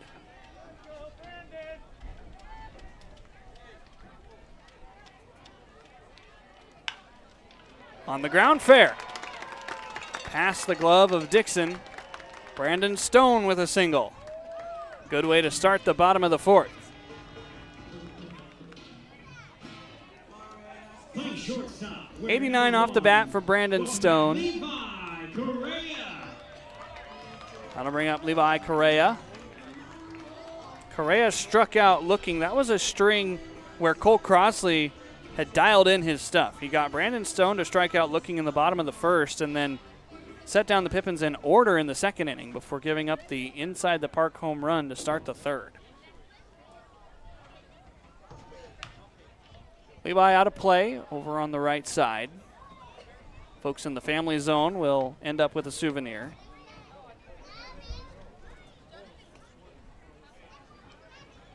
The final line, by the way, on Crosley, all 3 runs earned. That error did not affect the earned or unearned side of the runs. Another one foul over on the right side. 1 walk and 5 strikeouts for Cole Crosley.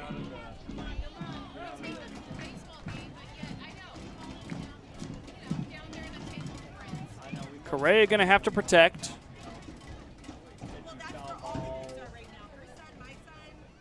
Schwartz on the way home.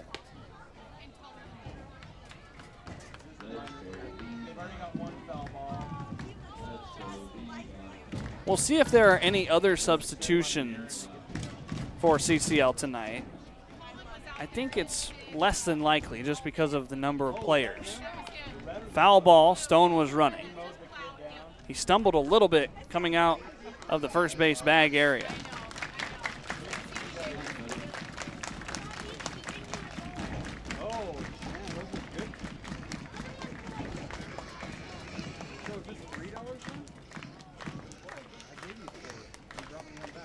Still 1-2 here to Correa.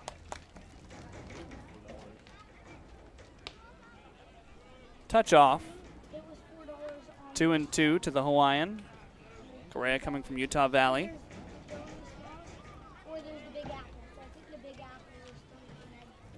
Pippins getting back into the swing of things after the All-Star break. Had Monday off. The All-Stars went up to Victoria Tuesday morning. Stone running again, wave and a miss. Throw down. That's a double play. Strike him out and throw him out. Correa's number 1, Stone number 2.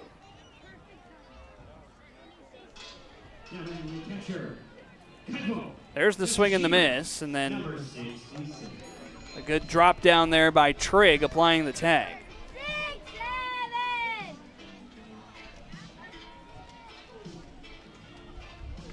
Here's Kaipo Matsushima.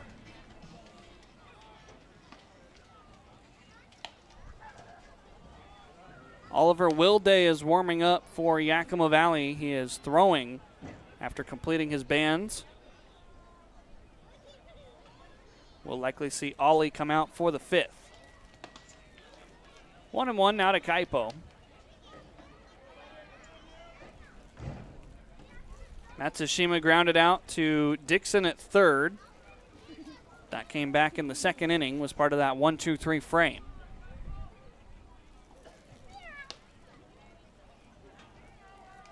.84 miles an hour for Schwartz. That's where he's been averaging. Also appears to have a changeup that's in the upper 70s. Have not seen anything like the slow breaking ball from Crosley, though. Matsushima looking to draw a walk potentially with 2 outs. That would keep the inning alive for Hudson Freeze. You know, Huddy is itching to dig back in after striking out in the 2nd inning. Back over the press box. The count runs full with 2 away.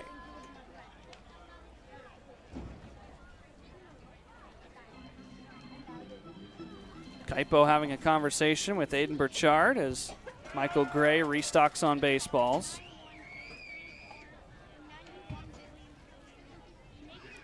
Schwartz looking for back-to-back strikeouts. Crosley did not have back-to-back strikeouts in an inning, but he did strike out back-to-back batters. Stone in the 1st, Correa in the 2nd. Payoff is lifted on the infield. Stearns over into foul territory. He makes the catch. Down in order go the Pippins. We go to the top of the 5th. New pitcher into the game next.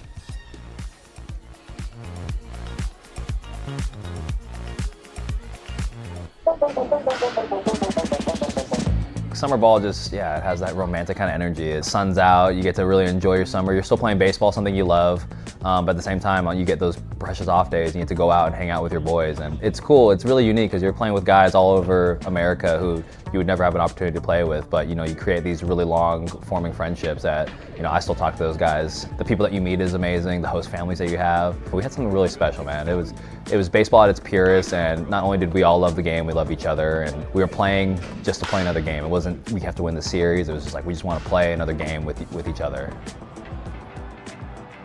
I played for the Corvallis Knights, home field of the Beavers, where I went to school at Oregon State. I knew a lot of guys that played there before. Nick Madrigal. I played with Adley, Zach Taylor. Playing for the Knights felt like an honor. The West Coast League is a great place to play some ball. I mean, you got some premier pitchers out there. I thought the quality of pitchers in the West Coast League was just as good as our college season. I think it's like there's some leagues where it's just like get your reps, get out of there, but like you're there to win every single game. The coaches care, the fans care. Like it's a real fun environment, but competitive at the same time. Summer ball is just its own kind of beast. There's people who are just Corvallis Knights fans. Like, you know, I tell them like, oh, excited for the Oregon State season, and you know, they really couldn't care less. They're all about the Corvallis Knights season, and we had a winning tradition up to that point, so they expected us to win. They have fans love their baseball. They're knowledgeable as well. We had a bunch of kids there. That was always a bunch of fun. It was definitely a really cool experience.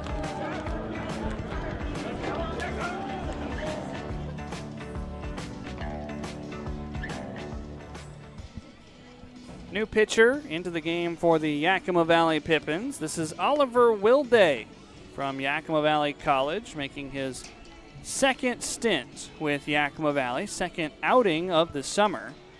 Went 1 inning against the Walla Walla Swedes. Gave up 3 runs on 2 hits.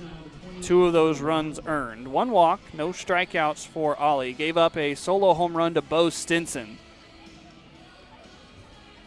And so he comes in here with a 3-3 tie. And he will try to lock down 2, 3, and 4 in the CCL order.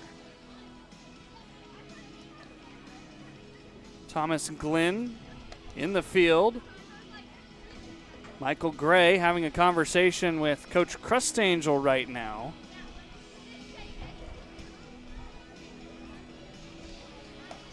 What seems to be the conflict here? Non-league game, so whatever's happening. Did Krusty forget to write Wilday onto the lineup card? Look at that. Now he's on the lineup card. You can't get away with that in a league game, everybody. But today, for the sake of getting Ollie some reps and getting him on the hill, the substitution will be made. That's just my educated guess based on the fact that the lineup cards were out there. Now we're ready to play after Oliver completes his warm-ups. Jackson Upton goes 4 innings. He gives up 5 hits. 3 runs as well. Only 1 of them earned. First pitch from Wilday is sent foul over on the right side. Sotomayor into the bullpen, and that is out of play. Pippins probably a little bit wary to go down into that bullpen area after Ramos had to leave the game with an apparent shoulder injury. Nobody colliding there. That's good. Long run also for Sotomayor. He had a beat on it, just the ball didn't stay in play for him. Ty Rasmussen here in an 0-1 count, fouls this away. Moves the count to 0-2.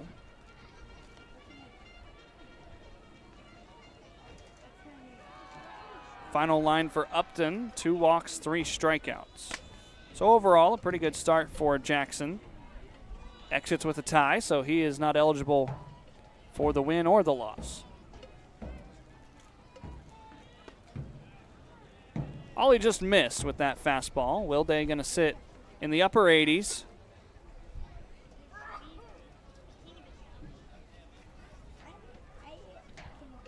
Last year with the Pippins, Wilday pitched in 15 innings with a 6.60 ERA. Don't let the high ERA fool you right now. Only 1 inning under his belt. Has a career spring ERA of 5.27. Loud, long fly ball to left. Godoy looking up, diving on the track, it drops. Up to second, now slamming on the brakes is Ty Rasmussen. A lot of tough plays for these outfielders today. Leadoff double for Rasmussen. Where I'm sitting, the netting kind of obscures the dive attempt. You'll see it here, though, on the stream. It rolled right off of the wall.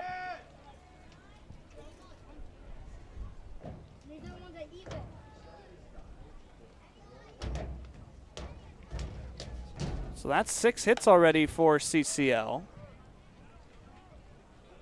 When they were here for the preseason, as digging in is Caden Castro, this team put up 11 hits, only scored 3 runs though. So very capable.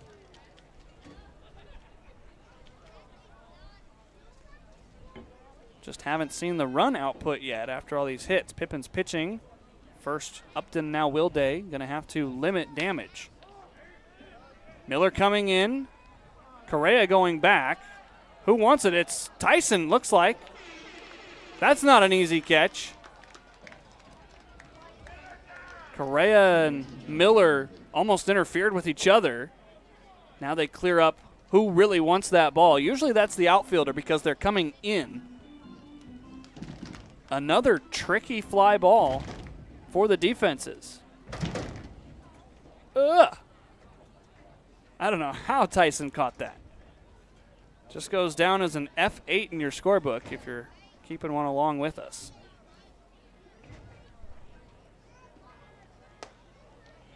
First pitch strike to Jonathan Rominger. On the day, single, triple for the designated hitter. Halfway to the cycle. Pippins hoping that Rominger does not complete the cycle against them tonight. Check swing, he went. Michael Gray making the call behind the dish. His partner, Thomas Glenn, is actually in a pretty good spot to see that in the C position. Normally, if there was nobody on, Thomas Glenn would be over behind first, and that's not a very good angle to try to see check swings, at least to these left-handed hitters. Righties, you got a perfect view.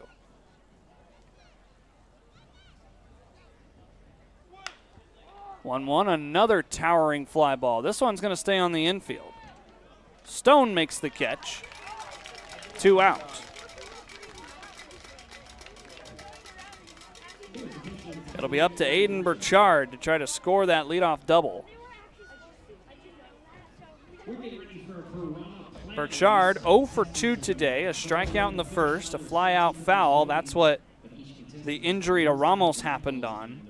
Again, an outstanding catch by Ramos to hold on to the ball as he crashed into the ground. And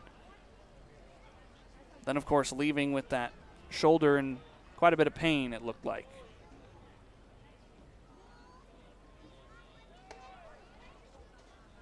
That was the changeup from Will Day. Haven't been paying too close of attention to his pitch mix.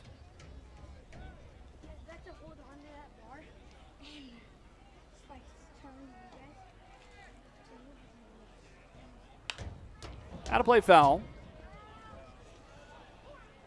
Hope you didn't park too close to the ballpark if you decided to come out and join us. Only 9 chances left to join us here at the Orchard this summer. Can you believe that? 3 games this weekend against the Portland Pickles. 6:35 starts on Friday and Saturday, and then a 5:35 start on Sunday because it's movie night at the ballpark. Angels in the outfield, I believe, is the flick. 1-2 now, and then the Pippins will be on the road down in Walla Walla again.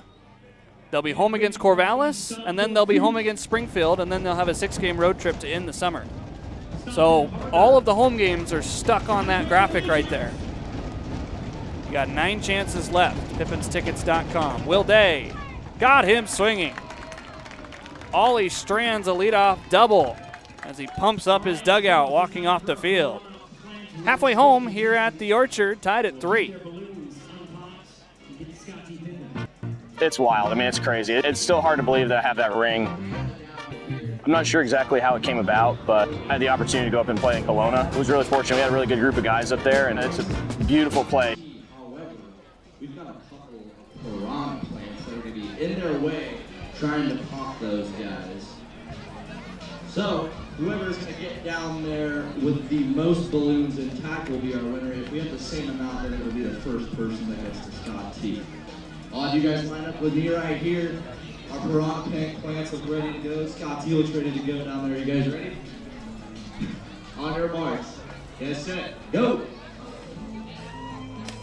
Oh, one spot there. Oh no! I believe that we're going to call it Minnie as our winner today. The first one down there, folks. Give it up for Minnie.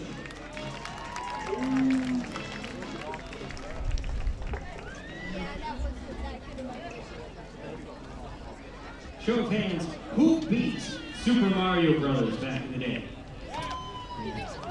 All right. Who beat it without climbing over the bricks to warp ahead to the last? Nice. All right. Who beat Super Mario Brothers 2? Super Mario Brothers 3? Mario night here at the ballpark, settling in under a slightly hazy sky. Here in Yakima, Washington, Pippins and the Cascade Collegiate League Showcase team, CCL for short. Second inning of work for Schwartz out there on the hill. The Pippins will send up 9-1-2. Tell you what, if you like promotions, you've got 9 more chances to see those. Folks here really got festive for Super Mario night. See all sorts of Nintendo properties around the ballpark. It's Harry Pickle night tomorrow, which don't take that out of context. It is Harry Potter night, but we're playing the Portland Pickles. So again, Harry Potter night tomorrow. And then it's Military Appreciation night on Saturday, and then the postgame movie with Parks and Rec on Sunday. Again, I believe it's Angels in the Outfield. There's a look at the upcoming schedule. Thank you, Shay.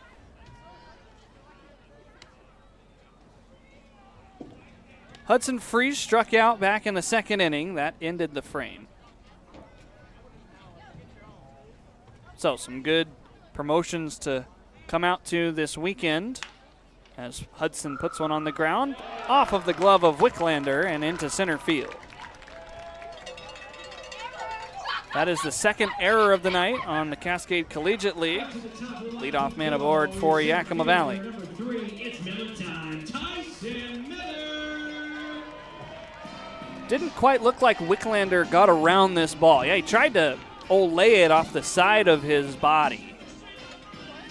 You're supposed to, if you're doing it properly, field the ball in the center and then use your body to knock it down if possible or if necessary.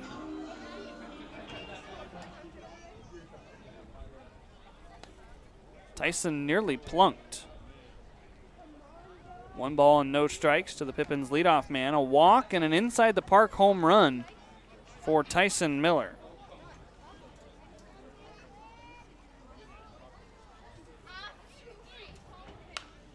Slices this one over towards the banners.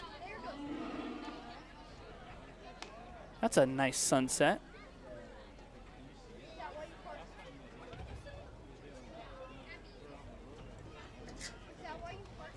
Lights are on here at the ballpark. We'll be under their power here in about an inning.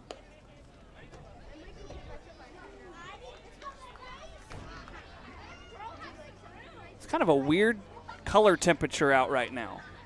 Usually it's more orange. This is a little bit more peach.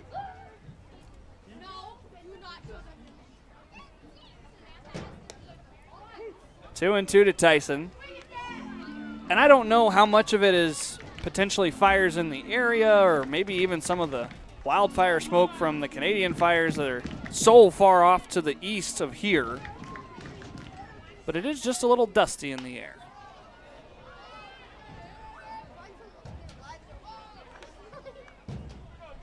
I was surprised with the more dry conditions out here. There wasn't a fire weather warning issued for parts of this weekend. Still could happen. Humidity has been up, though. Tyson, that sneaks through. Hudson going to stop at second. Couple of base runners to start off the fifth for Yakima Valley.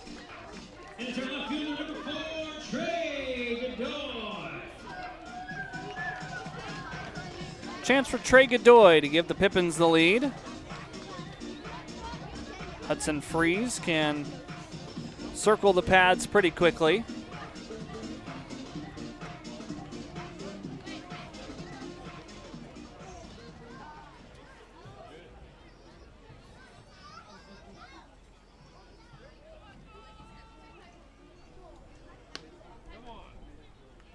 The CCL outfield is playing a little bit more shallow than I would have thought. You've got Castro and Wright playing on one of the more dead spots of the grass, but that is fairly shallow for a right-handed or a left-handed hitter.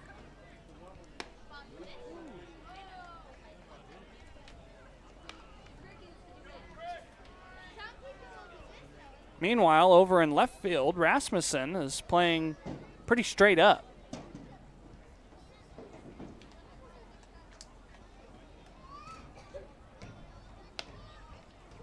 Chance to load the bases upcoming for Trey Godoy. He singled and scored back in the first inning. 6 hits apiece, 3 runs apiece, 5 errors between the two teams.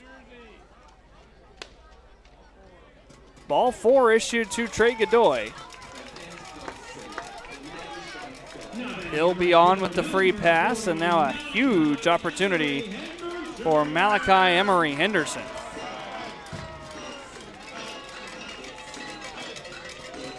Malachi hit his 3rd home run of the summer in Walla Walla on Sunday. He would exit that game later on after he fell down in the outfield. He's okay, though. Glad to see him back in the lineup. Although I wish it was in better circumstances. He's in the lineup because Ramos had to leave the lineup. Ball to the backstop. Here comes Hudson. The Pippins have the lead.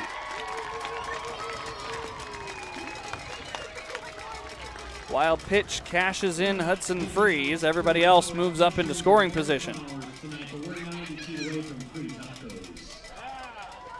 Folks here at the Orchard are about to enjoy free tacos as you take another look at the wild pitch. 5 runs here at the Orchard gets everybody in attendance a free Doritos Locos taco. Malachi trying to gift everybody that free crunchy deliciousness. If you've never had a Doritos Locos taco, you should try one. It's a Dorito shell instead of a normal crunchy shell. Everything else is the same. I'm kind of hungry for one right now, so I'm really hoping Malachi can get a hold of one. He got a hold of one. This is deep to right. Castro back to the track. It's deep enough to score the taco tying run. 5 runs for Yakima Valley, and they lead it by 2. All they had to do was match 5, and Malachi did that. Goes down as a sacrifice fly for Emery Henderson. Moving up to 3rd in the process is Trey Godoy. All right. 1 for 1 on the homestand with free tacos. Also, more importantly, Yakima Valley's up by 2.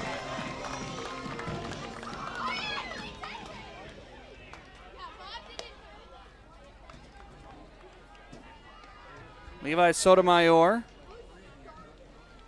Single and a strikeout today. That was only the first out, by the way. Foul tipped. 1 ball and 1 strike. Sotomayor trying to cash in Godoy. Freeze reached on an error. Tyson singled, and then Trey drew a walk. Out of play. It's 1-2.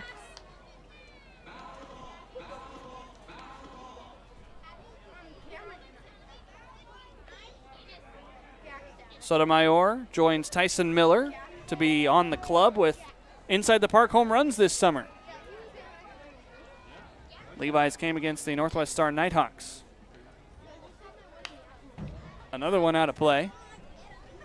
Right off the top of the banner and back into the seating area. Nice work by that kid to track it down.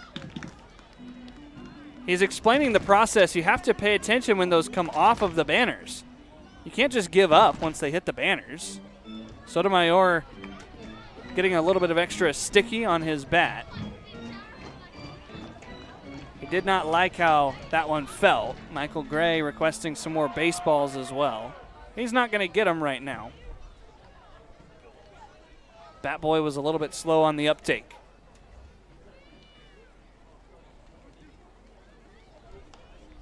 Infield pulled in for CCL. Good stop by Burchard.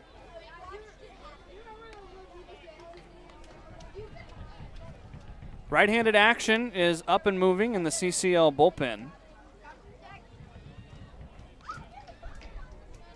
First a 2-2 to Levi. Staying alive. Man up and moving, wearing number 22, is Ryder Easton.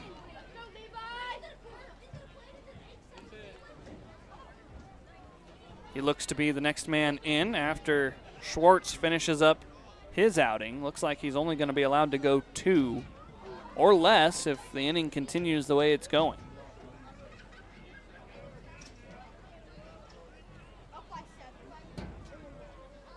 Wave and a miss by Sotomayor. He is out number 2.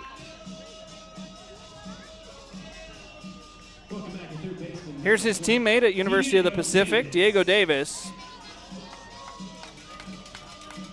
Double in the first that drove in a run, and a pop-out foul to Tate Stearns. Godoy hoping to be the third run cashed in here in the 5th inning for Yakima Valley to double their lead. Into the seats. Actually just over the seats.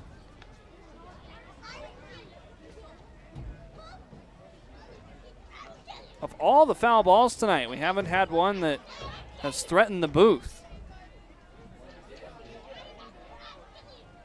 Had one threaten the press box, the PA spot, but not my booth.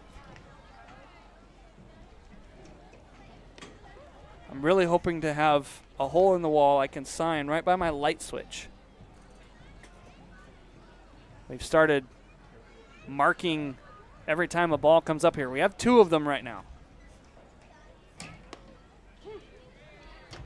That way in 100 so years when they tear this ballpark down, they can take the wall out and show how many baseballs actually threaten the people that work here. Schwartz looking for a 3rd strikeout on his outing. Count runs 2-2.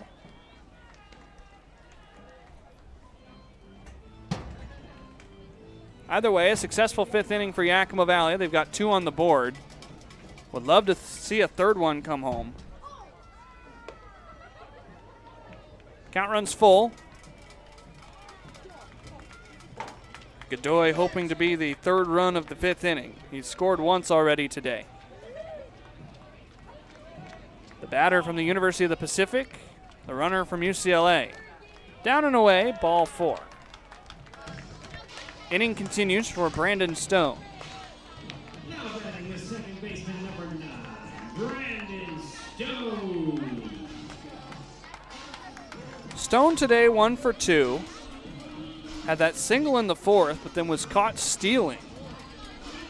It was a great throw by Burchard.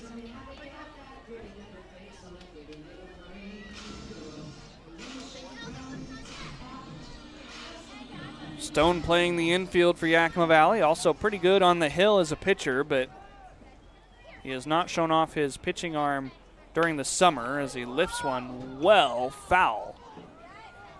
The wind trying to blow this one back into the ballpark, but it will land on the road.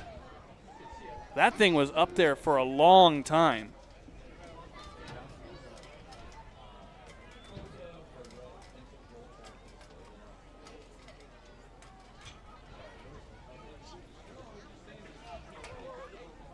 That ball had a 50-degree exit angle. I was trying to calculate it in my head. No, I've got TrackMan in front of me. 1 ball and 1 strike. That'll send Burchard out to have a chat with his pitcher, Schwartz.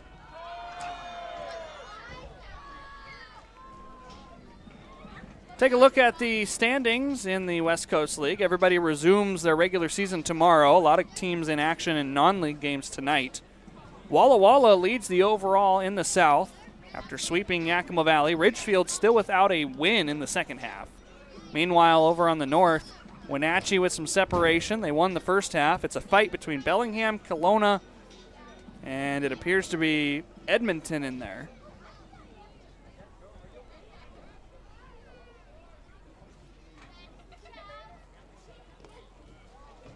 Taking off from first will be Davis.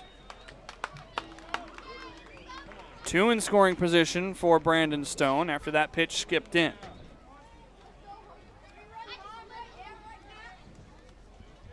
Now an even more prime opportunity for Brandon Stone.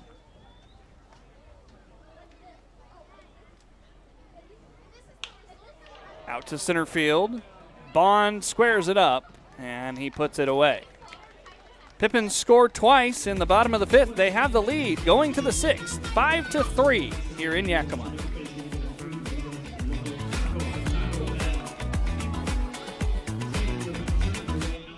It's wild. I mean, it's crazy. It's still hard to believe that I have that ring. I'm not sure exactly how it came about, but I had the opportunity to go up and play in Kelowna. I was really fortunate. We had a really good group of guys up there, and it's a beautiful place. I mean, we really appreciate everybody who came out and watched us play and supported us, and made that summer really special for all of us out there. It's just an awesome city you guys live in. It was an absolute blast playing in the West Coast League. It was a very different experience for me. I really hadn't been away from home that long. It was my first college summer league team. Most guys leave and they really are focused on the innings, getting more work in, developing a pitch. For me, it was just kind of having an opportunity to face some different hitters, and it was definitely more of a step into a professional style of play. You're playing a lot more. It's just not weekend sets. I got to put a lot of innings in my mind. I was out of the bullpen a little bit, so that was new to me. It was just a really good opportunity for me to refine all my stuff going into my sophomore year.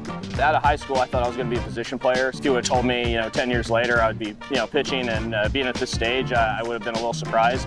I was very fortunate to get drafted. I ended up here in Houston. It's been an awesome ride here the last 3 years. It's still hard to believe that I have that ring. It's wild. I mean, it's crazy. The things that happened during those games last year are just unforgettable. The thing about Phil is that, he's the same every day. I mean, you can't tell if he's going good or if he's going bad. That's what makes him a quality reliever. It's the fact that, his highs aren't that high and his lows aren't that low. Enjoy Phil. I think I bought him some corn one day, and I wanted to know his opinion because from where he's from, he's a corn expert.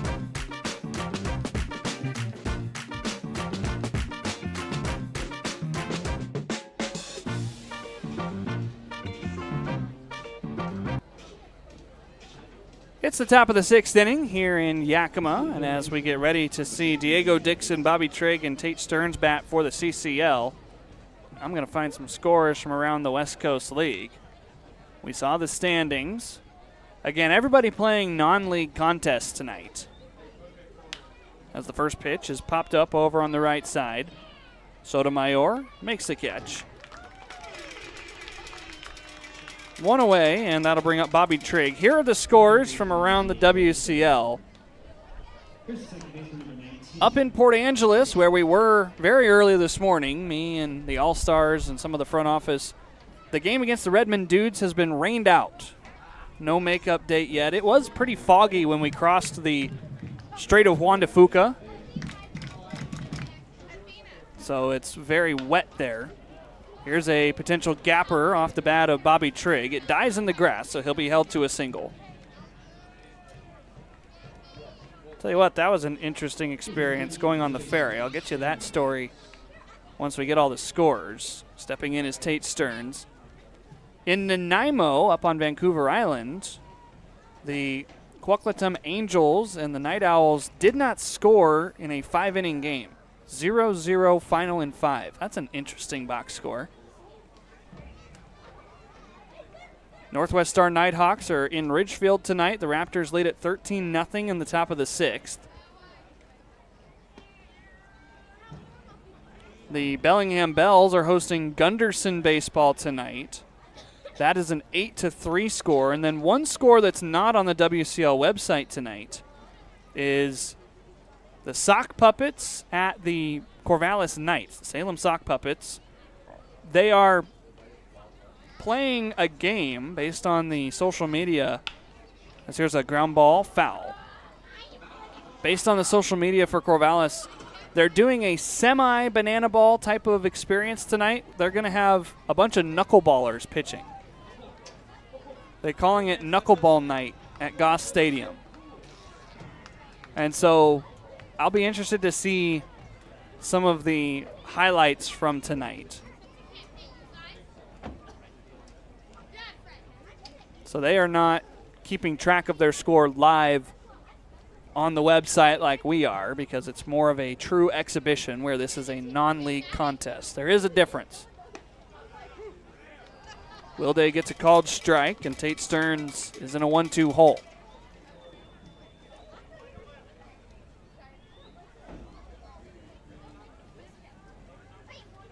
Everybody resumes league play tomorrow.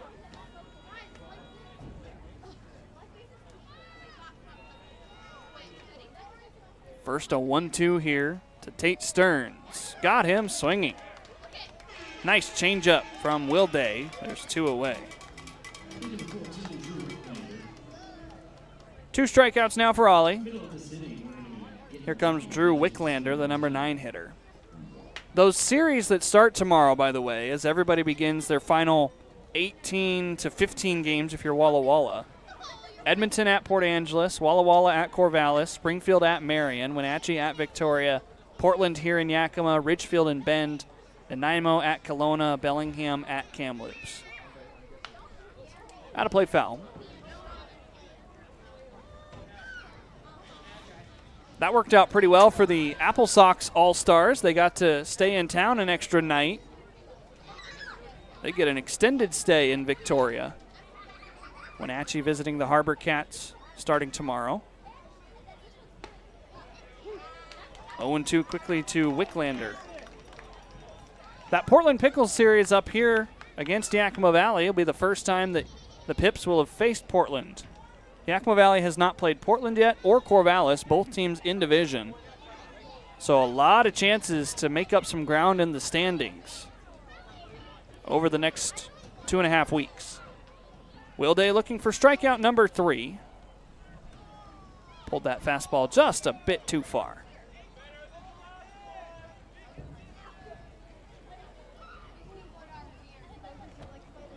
It's become a pretty pleasant evening here in Yakima.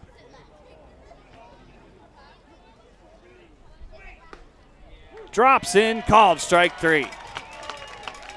3 punch-outs for Oliver Wilday. That one, the looking variety. We head to the bottom of the 6th, a 2-run lead for the Pippins. Who's winning the money tonight? Hopefully, we've got Neil, who will hopefully be walking away with some big money.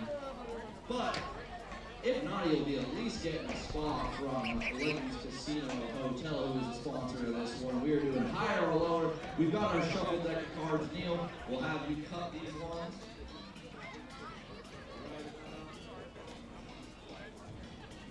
Thin to win, deep to weep. I like that. We'll have you draw your first card and we'll see what it is. A Jack of Diamonds. Folks, what do you think, higher or lower? I believe lower will be the call from Neil. Lower is the call. Let's see what the next one is. A 4. All right, $75 to start off for Neil. You want to keep going or do you want to walk away with your 75? Let's keep going. All right. 4, higher or lower, folks? What do we think? Higher? Higher is the call for Neil. Let's see what it is. Oh, no, it is a 3. Neil won't be going home with anybody tonight. However, he is getting a free spa from Legends Casino. Give it up for Neil tonight, guys. We can keep the excitement going after the final night this evening because Legends Casino features your favorite slots, table games, and big-time promotions. Celebrate the game with a little extra fun at Legends.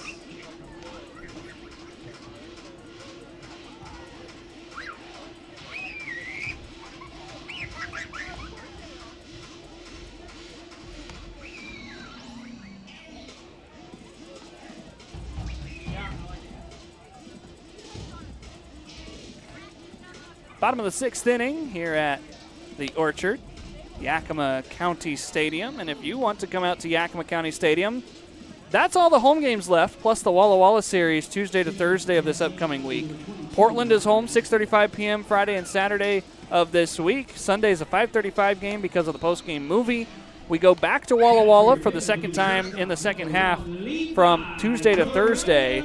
And then over the weekend, next weekend, Corvallis will be here, one of the traditional powerhouses in the West Coast League. And then we'll have an off day at home. Hard to say that.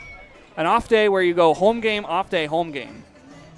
Make sure you come out Thursday against the Drifters on the 30th of July, as we'll have fireworks, bobblehead giveaway, special night at the Orchard. Pipps lead it so far, 5-3, 8-9, or 7, 8, and 9, I should say, due up. Levi Correa leads it off. Correa today has struck out twice. One looking and one swinging.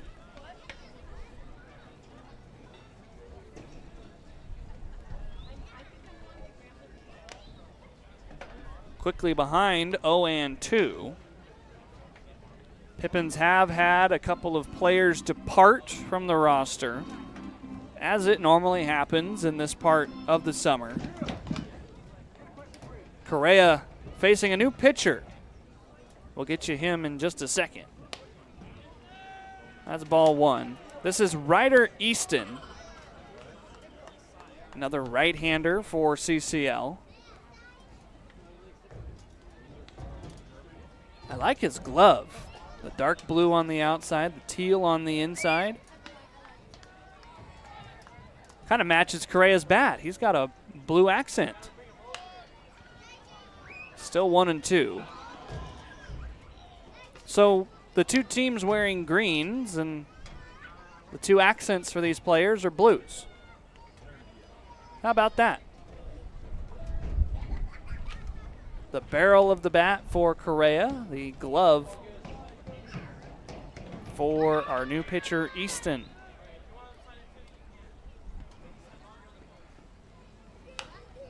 Another one out of play, foul. And right now, neither the bat nor the glove is winning the battle. Final line on Schwartz tonight. He goes 2 innings, giving up 2 hits. He also gave up 2 runs. One of them earned with 2 walks and 2 strikeouts.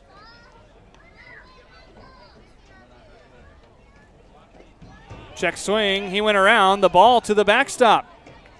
Correa is going to be safe at first on a strike 3 wild pitch. So that's strikeout number 1 for Easton. But because it was a wild pitch, Correa gets to take first base. Wearing number 6. I don't think you ever intentionally check swing like that, but sometimes it just works out. So you can strike out and still make it on base. Scott T signing some autographs here tonight. That's a good choice of hat. I wonder what Scott T's autograph looks like. I've never actually seen it. Strike 1 to Kaipo Matsushima. He's an apple, so how good is his spelling?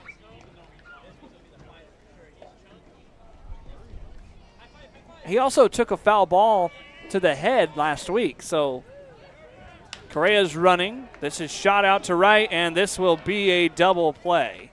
Correa doesn't even bother going back to first. Hit and run was on, but Kaipo lifted it just a bit too far. The designated hitter now, number 34. There's the hit. Correa was on the move, and at that point he was basically standing on second. So we've seen each team now get a double play in that variety. The Pippins was 8-3. This one was 9-3 because it was the right fielder.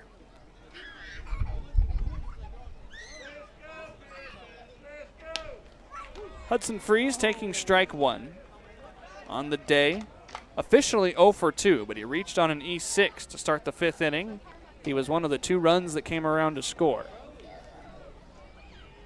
Keithan Vaquera has grabbed a baseball in the Pippins pen. The guy that made the start on Sunday against Walla Walla is now hurling. Down in the bullpen, getting ready to pitch a couple of innings here in the non-league game.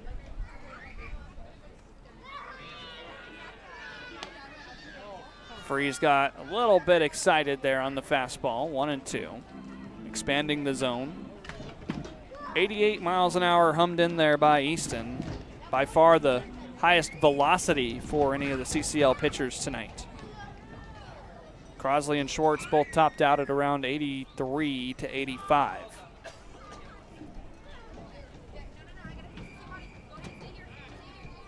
Almost to the late innings as we get under the lights here in Yakima. Good to have baseball back after the All-Star break. Chance for the guys to get some extended rest. I keep saying it, but the season's going to be over in the blink of an eye now that we're past the All-Star break. Think about it. Weekend this weekend, off day Monday. A regular week of 6 games in 6 days, another off day Monday, and then it's 9 games in 9 days to set up for the playoffs, and the Pippins hope to be right in the mix. Payoff to Huddy. Outside, ball 4. Freeze aboard for the second time.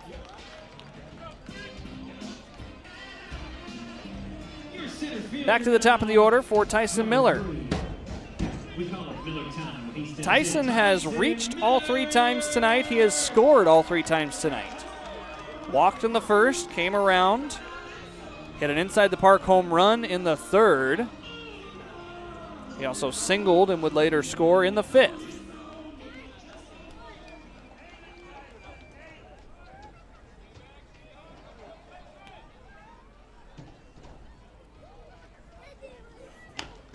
High chop.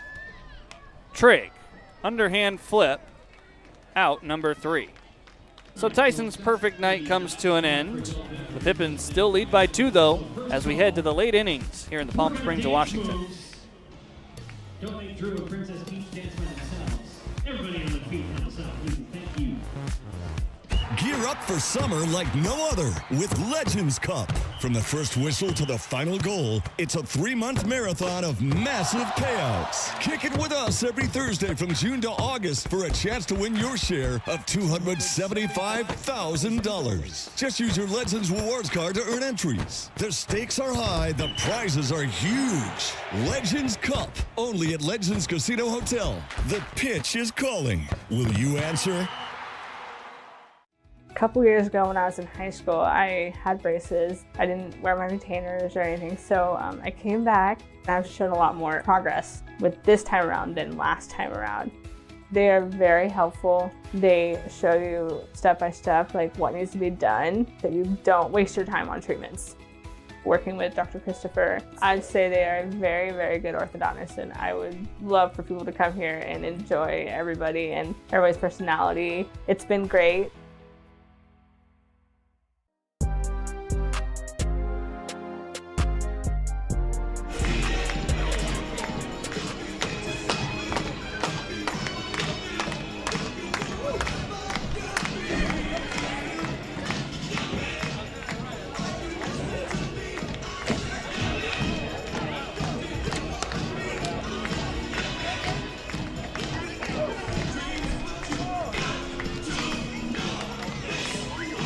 The fun times are back here at Yakima County Stadium. Leroy, the dancing security guard, looks like a couple of Princess Peaches as well here on Mario night. Scott T. Pippin donned in the Mario cap. New pitcher into the game for the Yakima Valley Pippins here in the top of the 7th inning. Keithan Vaquera will enter, and he will toss for the 2nd time in a Pippins uniform. He had 5 appearances as a Bend Elk, and he started the game down in Walla Walla. He took the loss, going 1 inning, walking 2, giving up 1 hit and 5 earned runs. And so a 45.0 ERA. but indicative of only 1 inning pitched for Keithan. Coming to a new team, readjusting. He was with Ben for the first half. He's out of Fresno City College. Keithan's got an electric left arm. We'll see how he does here against the top of the CCL order. That sounded like a broken bat foul, and indeed it is. That bat unfortunately did not die a hero as the ball was foul. That's a nice blue bat that is now out of commission. Cracked right off of the inner handle. He's got a replacement though. He's got 2 of the same bat. Shh, don't tell anybody he broke it. You wouldn't be able to know. Vaquera gets ahead in the count 0-1. It was just a rough series down in Walla Walla for Pippins pitching. They got hit around a ton.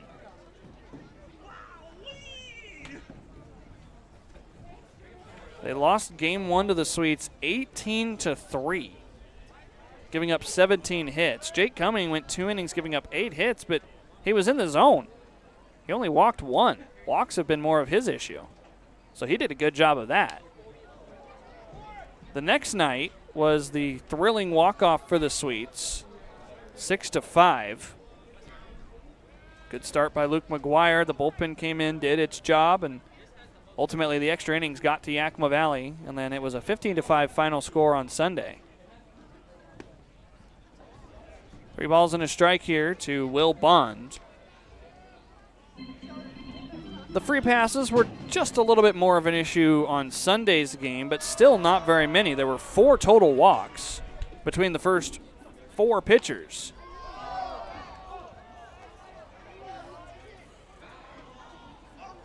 It'll be a payoff pitch upcoming.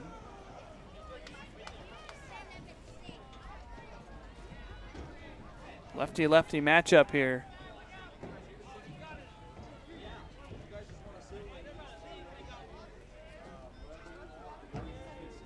Vaquera coming plateward. Just a touch upstairs to Will Bond. Bond aboard for the 3rd time today as he tries to spark a CCL comeback.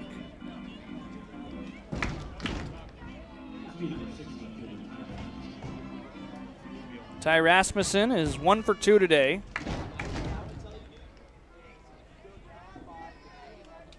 We are more than 2 hours into the contest. We started at 6:34. It is now 8:48 here in the Pacific time zone.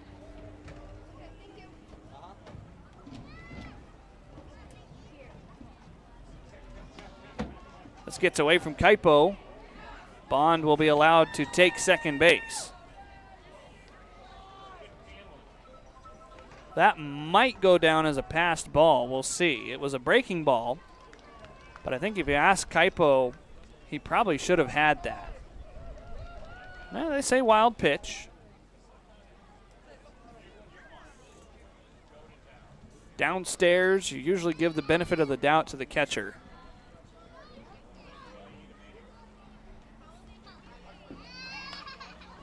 Nubber into the stands. Easy souvenir for that kid. He was tracking it the whole way. That's right. Celebrate that.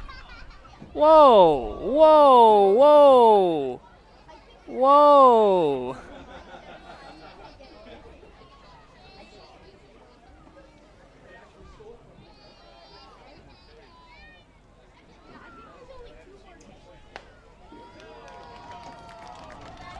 I can't believe we caught that on the air. I think that ball got stolen. Yeah, it did. That's an injustice in the world.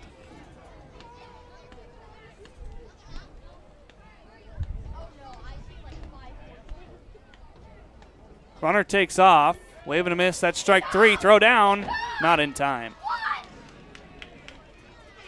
Bond steals third. Rasmussen is down on strikes. We'd like to have some of them back, so if you want to turn in your foul ball at the concession stand, we'll trade up the candy. Way more delicious.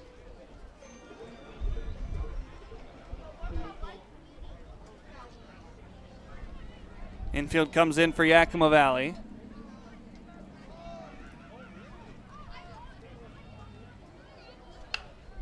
Grounder, play at the plate. Here it comes. He is out. The defensive alignment works perfectly for Yakima Valley as they keep the run from scoring.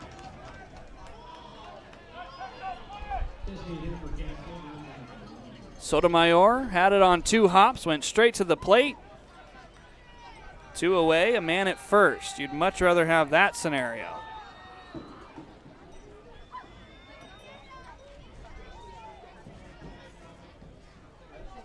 Looks like justice is being served down there.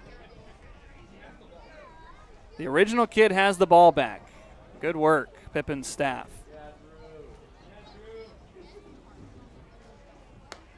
Drew Lyons down there helping keep the peace.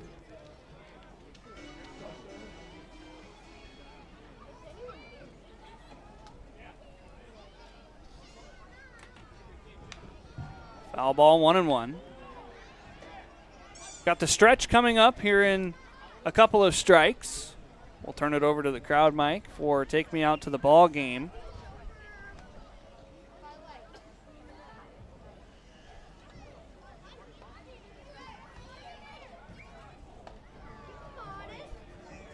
If there are any kids that want to sing Take Me Out to the Ball Game with Drew here in front of the press box, you should make your way over here. This is almost the 7th-inning stretch time. I keep checking down there over on the first base side to make sure the ball doesn't get stolen again. Stone off his glove. Rounding second on the way to third is Castro. Here's the throw. Davis can't handle it.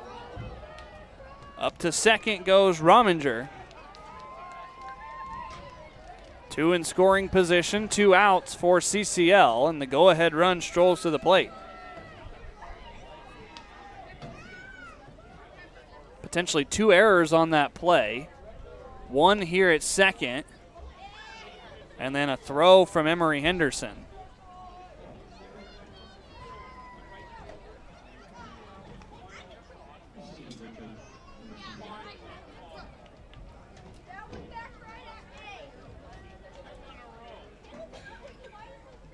So Rominger reaches first on the E4, and this might tie the game. It's fair, it's down the line.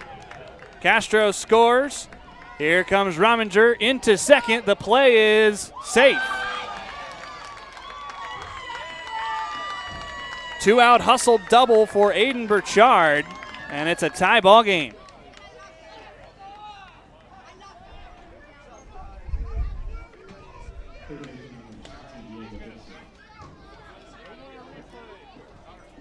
'81 off the bat of Burchard. Hit it in a perfect spot, too, right down the line.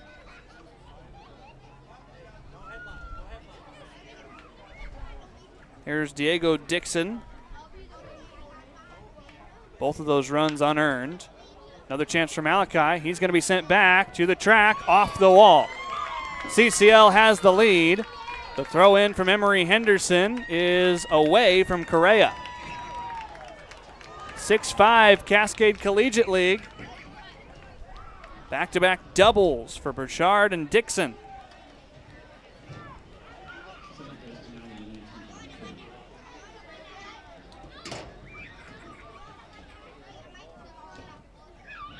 Have we run out of baseballs?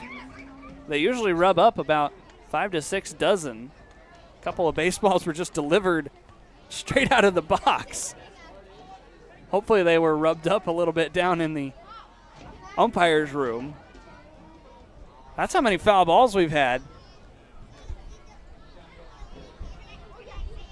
We've got more baseballs back in the closet, but not very often have we had to pull out a fresh box in a night. We're only in the 7th inning. Hopefully some folks have been returning the baseballs to the concession stand. Other than the kid that we had on our broadcast, he gets to keep it. I don't care what anybody says. Ethan Salscheider going to head out and have a chat with Keithan Vaquera. 2-0 count. We've been stuck at 2 outs for quite a while. Will Bond walked. Ty Rasmussen struck out. Bond would reach third on the strikeout, but then he would be out at the plate on a fielder's choice with the infield pulled in. Castro would later come around to score on the double by Burchard. Same with Rominger. Both of them got to second and third via errors. The Pippins have 5 errors tonight, by the way. And now with Bobby Trigg in a hitter-friendly count 2-0, the conversation has ended between the battery and Ethan Salscheider.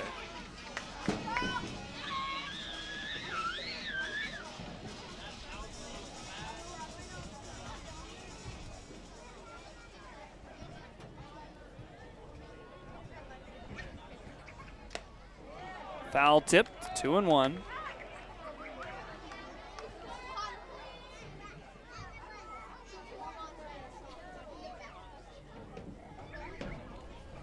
Keithan trying to battle back here after surrendering the lead. Yakima Valley's offense going to need to work. 3-1.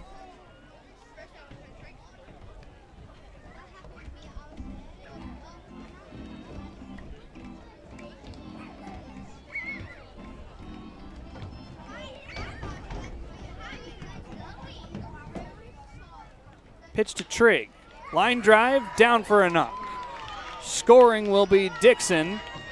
Big turnaround first for Trigg, but he will stop there. 7-5 CCL.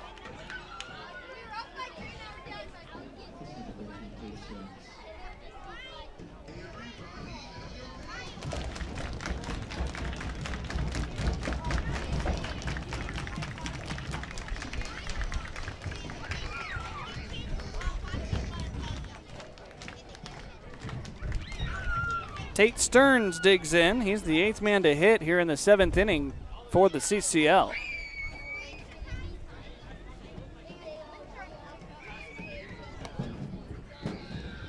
Ball 1. Stearns today is 0 for 1. Strikeout swinging in the 6th. He had a sacrifice fly in the 4th and a walk in the 2nd.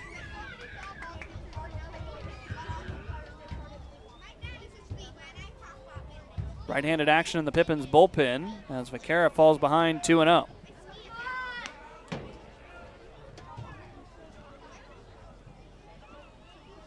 Looks to be the new man.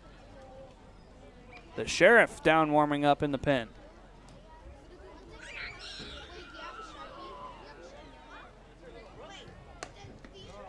Three and 0. Vaquera can't seem to find the strike zone after getting out number 2. 5 straight have reached, including the fielder's choice that reached on that second out.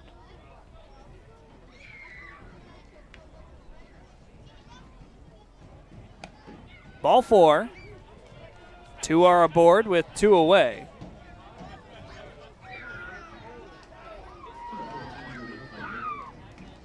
How much longer is the leash for Keithan Vaquera? Kaipo Matsushima out to talk with his left-hander. Might be trying to buy some time for the new arm in the pen, Cameron Sheriffs.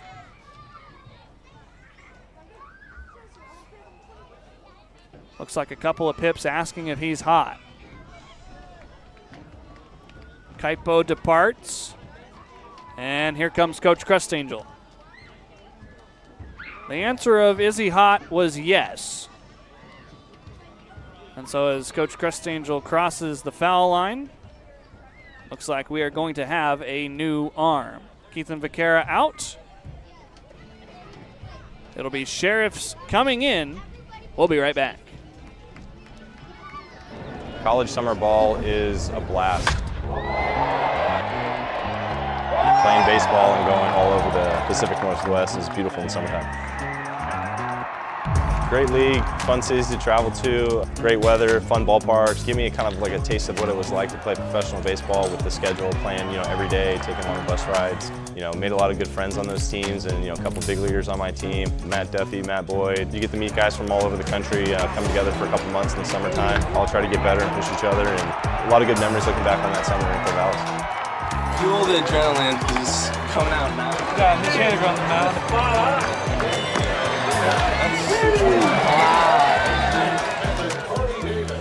He was a key piece of our club that season, and he was one of the most talented, if not the most talented position player on the field at that time. And Mitchie, you know, he was going through some early struggles, mostly due to the fact that his lower back was tight and sore all the time. And coming off his freshman season at Cal Poly, he was shy. Who was your first kiss? I don't even remember. We had a pink bat day, a breast cancer awareness day. Next thing you know, Mitch comes up and hits one out of the park, and he ended up not letting go of that pink bat for a couple of weeks. I mean, I think he went on a tear, maybe 5 or 6 home runs in the next 10 or 12 games, and it was really neat to see kind of that turnaround, and kind of came out of his shell a little bit more. Yeah, summer ball days, it's hard to get your hands on a good bat, so once you got one, you just ride with it. You know, we were blessed to play, you know, OSU and Corvallis, and what a great, you know, little college town that was, and it just prepares you for professional baseball. I think it was such a valuable experience for me to go through in college, and it definitely helped me in the minor leagues.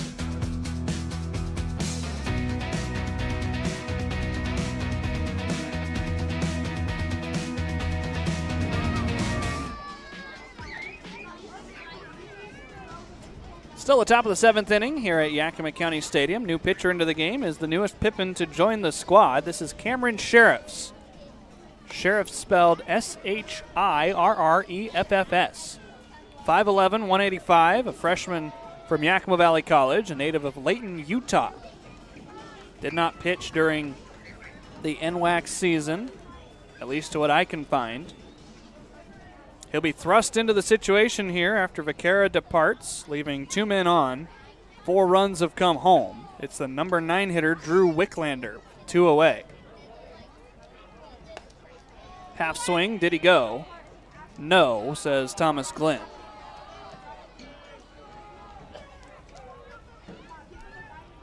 So Sheriffs coming in, trying to get out of the situation. The Pippins trail by 2. They'll have 9 outs to work with as this score stands. Quickly 2-0.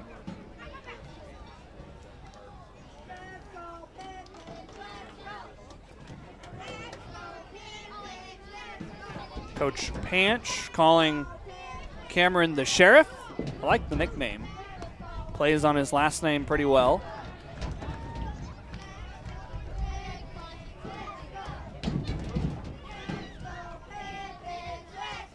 There's a look at Coach Panch.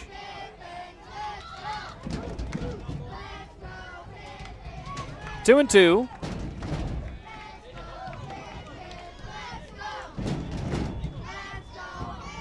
Yakima Valley will have 2, 3, and 4 in their order due up in the bottom of the 7th. Still got the stretch to come. It's Sheriffs against Drew Wicklander, 0 for 3. 2 punch-outs for Wicklander. Sheriffs trying to give him the hat trick. Bouncing ball. That was close on the feet of Wicklander. He kind of stepped up. Had he kicked that ball, it would have been interference. He would have been out. Usually you're taught to just stand still. You are entitled to the batter's box.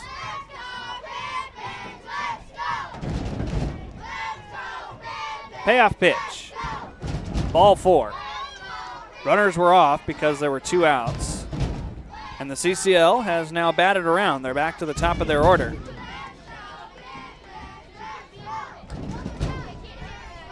Tough to inherit a 2-on, 4 runs already home scenario if you're Sheriffs, but you think had he been able to steal strike 1 on that check swing, how that at-bat might have been different. Fly ball out towards left. Godoy fighting the dark clouds. He squeezes and makes the catch. Bond ends the inning with a fly out towards left. Pippins have some work to do. They trail by 2. Let's end it to the stretch. We'll be back to Yakima County Stadium. And all of you going to sing along with us, taking out the ball game. You guys ready?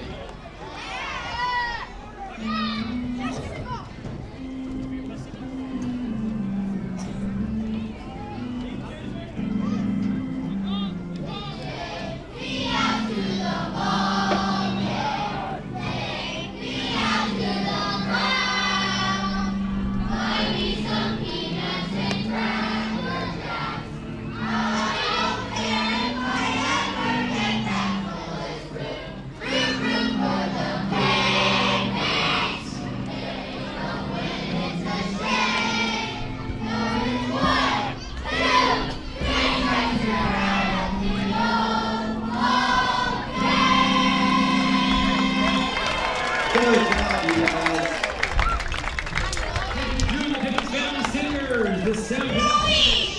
Brought to you by Pacific Northwest University, where volunteer side white coats they can definitely use food to prepare to wear theirs for a lifetime. Training serve rural and unserved communities across P and W.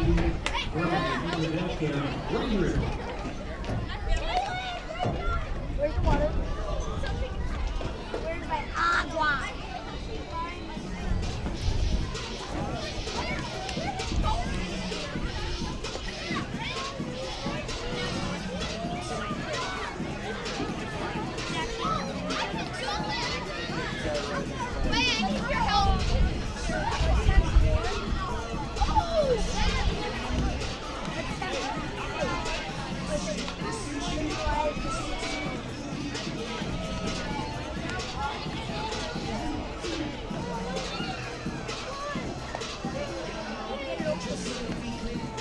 Welcome back to the Orchard. Hope you enjoyed the rendition of Take Me Out to the Ball Game. New pitcher into the game for the Cascade Collegiate League, wearing number 31.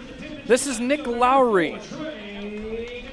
And so Ryder Easton goes 1 inning, giving up a walk and a strikeout, but he does not give up a hit or a run. He is now in line for the win as the CCL has taken the lead. It's Godoy, Emery, Henderson, Sotomayor, 3 lefties to face this right-handed hurler.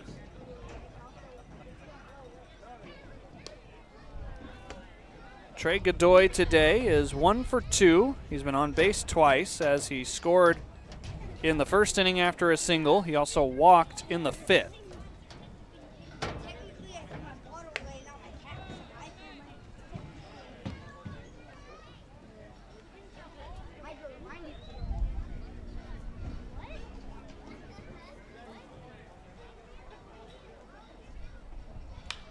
(2-0) out to center field.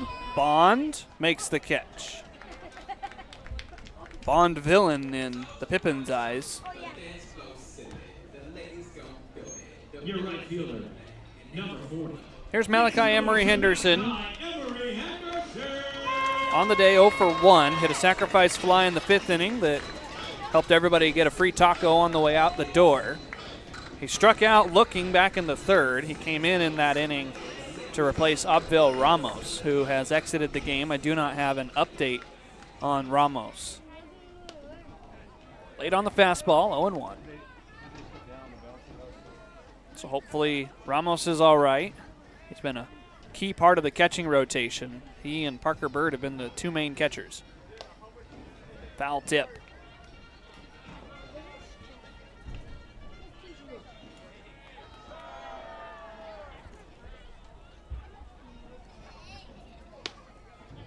Way upstairs, 1-2.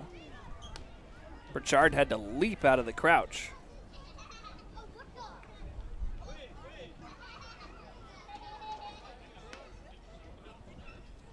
Right-handed action up in the CCL pen, likely for the 8th inning.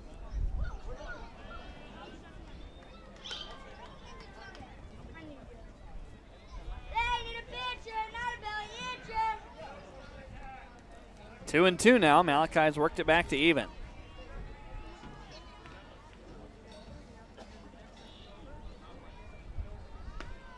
Called strike 3. Malachi down looking right at the bottom of the zone. 2 quick outs here pitched by Lowry.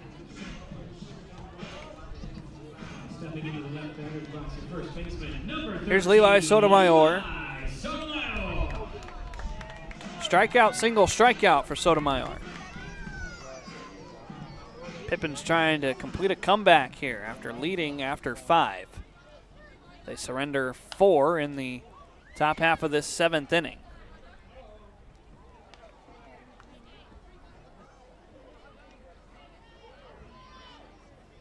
No, the World Cup final is later. You don't want to kick the baseball. That should be a fun game. Argentina-Spain, I believe, is the matchup. Isn't that baby that Messi bathed back when he was like 20 years old playing against him? Soft blooper, that'll drop for Sotomayor. He is 2 for 4.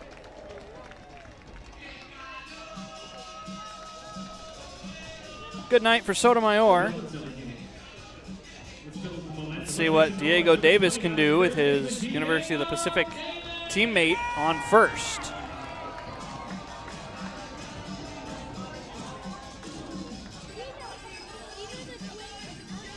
Yeah, it is Spain-Argentina in the final at New York, New Jersey Stadium. We all know what stadium they're referring to. This ball's foul. Of course, the third place game is between France and England. That should be pretty fun.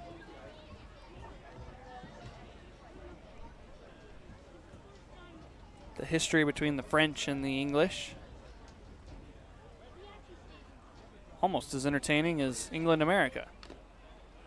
That got a big piece of Michael Gray. Might have gotten him below the belt, too. He's going to dust off the plate.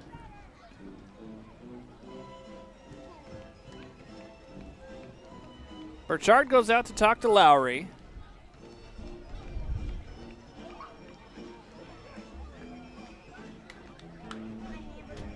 Our next broadcast of Pippins baseball will be tomorrow, Friday the 17th, against the Portland Pickles, the first time that Yakima Valley will play Portland this summer. Game starts at 6:35 p.m. We'll be on the air at around 6:20. Be sure to join us. See skies like that. We'd love to have you on the broadcast, but we'd also love to see you here at the Orchard. 9 home games left after tonight. 3 against Portland, 3 against Corvallis, and 3 against Springfield. All 3 series should be pretty fun. Called strike 3 to Diego Davis. A couple of Pippins are down looking in this 7th inning. We go to the 8th. It's a 2-run lead for the Cascade Collegiate League.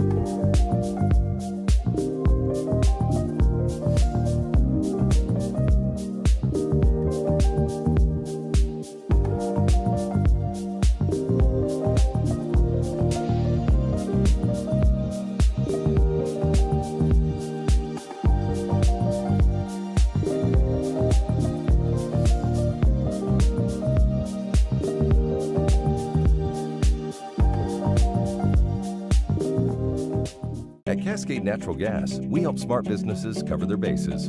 Old, new, and in between. No matter the age of your building, they all benefit from energy-efficient choices. Cascade Natural Gas offers a long list of incentives for energy-efficient upgrades. Upgrades that save your business money every day. Become one of the many Cascade business owners benefiting from the quality, comfort, and savings of energy-efficient upgrades. Join Team Energy Efficiency and take advantage of rebates from Cascade Natural Gas.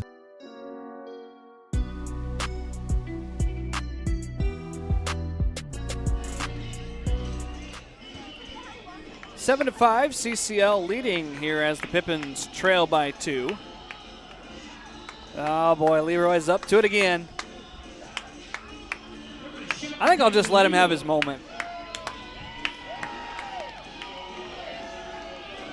We love Leroy. I'm glad he can bring the fun to the security side of things. Hopefully he doesn't get deked out like the last time. Because we have a South Dance party. There were 6 times. 2, 3, and 4 for CCL. Ty Rasmussen, Caden Castro, and Jonathan Rominger.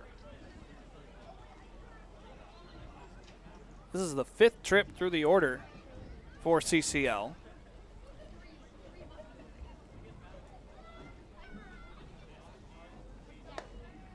Nearly hitting Rasmussen is Sheriffs. First full inning of work for Cameron.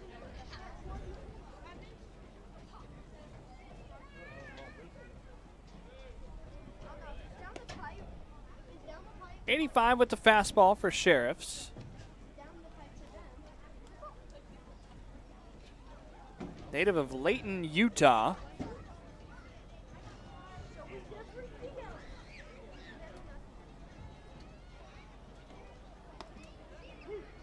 There's strike one.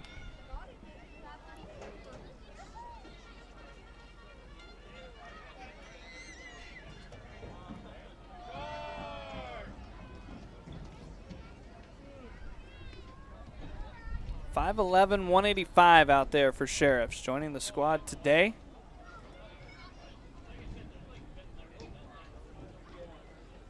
Looks good to start. 3-1. In the 8th inning, Yakima Valley will have 6, 7, and 8 due up. Stone, Correa, Matsushima.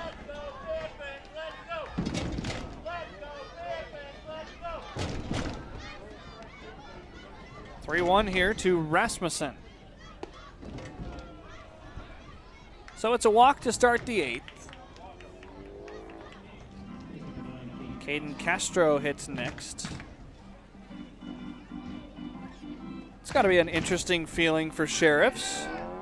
Walking one of your teammates and now having to face another one. Rasmussen and Castro patrol the outfield behind Sheriffs at YVC.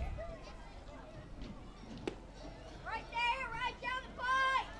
1-0. It's got to be kind of fun for some of these guys. Teammates turned opponents these summer nights. Soft fly ball. Godoy charging hard, laying out. Ball drops.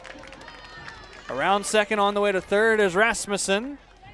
Good block by Davis to keep the runner at bay over at first. CCL has him on the corners. This was a dying quail out towards Godoy. Did all he could to get to that ball. In the end, it was just out of his reach.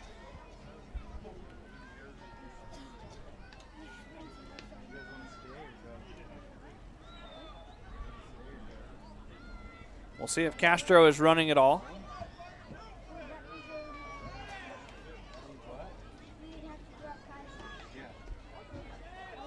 Wild pitch is going to score a run. It's 8-5 as Rasmussen scores.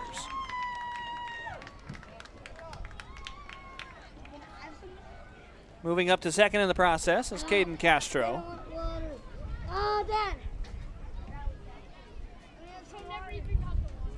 Looks like Hound Tanaka has grabbed a baseball in the Yakima Valley pen. Sidewinding lefty getting loose.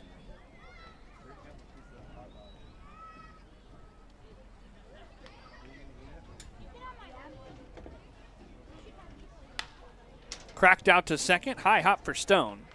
He gets the out, but moving on to third is Caden Castro.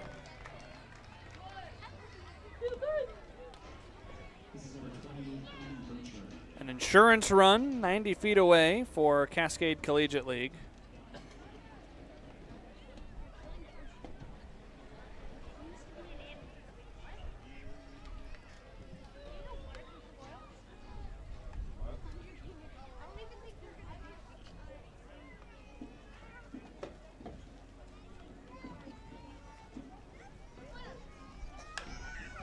Over the infield, this will drop.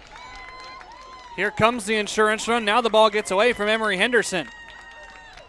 An extra base awarded to Aiden Burchard. 9-5 CCL.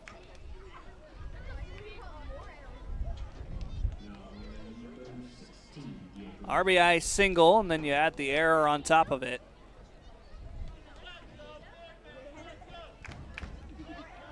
So like Dolly Parton, we're working 9-5 now. The Pippins going to have a 4-run comeback.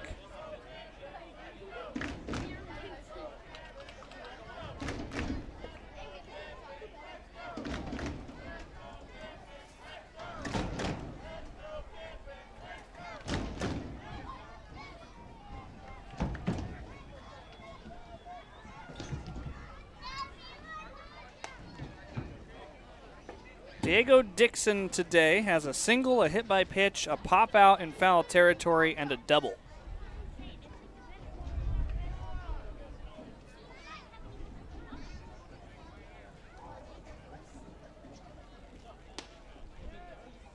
Can't get strike one on that fastball, 2-0.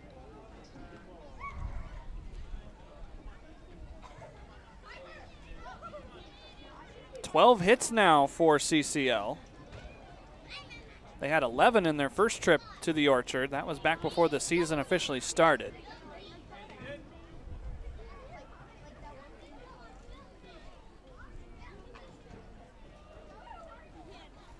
Tanaka continues to warm. 3-0. Ball 4. There's been a lot of CCL runners on the base pads the previous inning and a third. They've scored 6 runs in that stretch.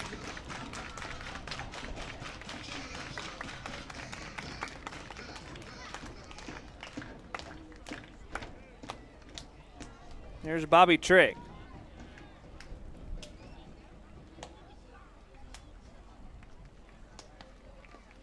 Good block by Kaipo. 1 ball, no strikes. I just saw a firework out beyond foul territory on the left field side. Didn't know those were still around.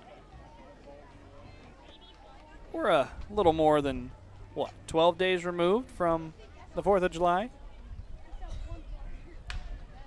Double play opportunity. Davis didn't bring the ball with him. Everybody's safe. That might be the 6th error tonight for Yakima Valley.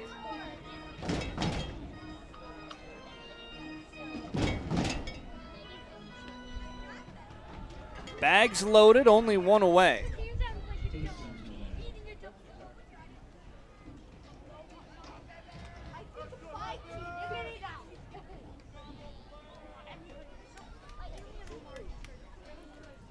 Tate Stearns hitting for the 5th time.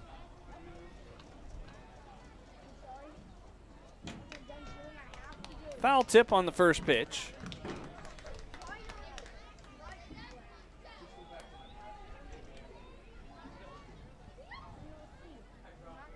Never did bring up the story about the trip.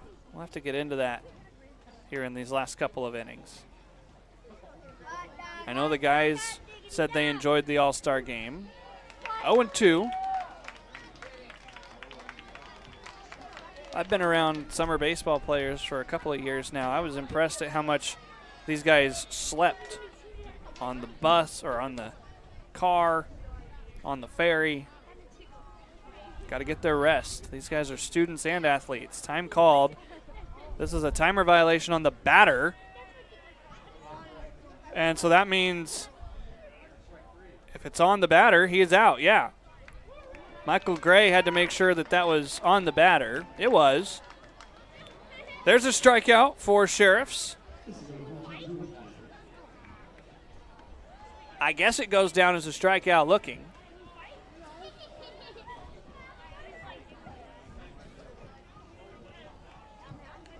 Two away, here's Drew Wicklander.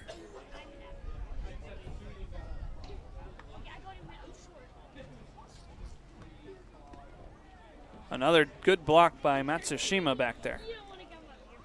Kaipo getting a chance to catch today.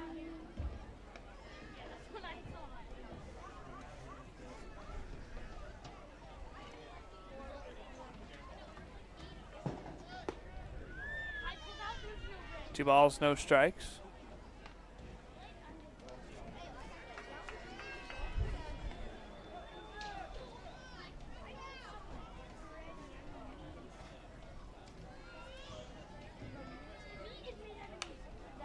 Souvenir, 2-1.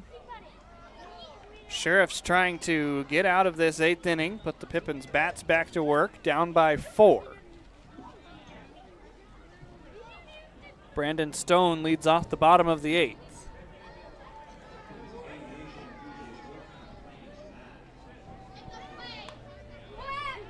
Strike 2.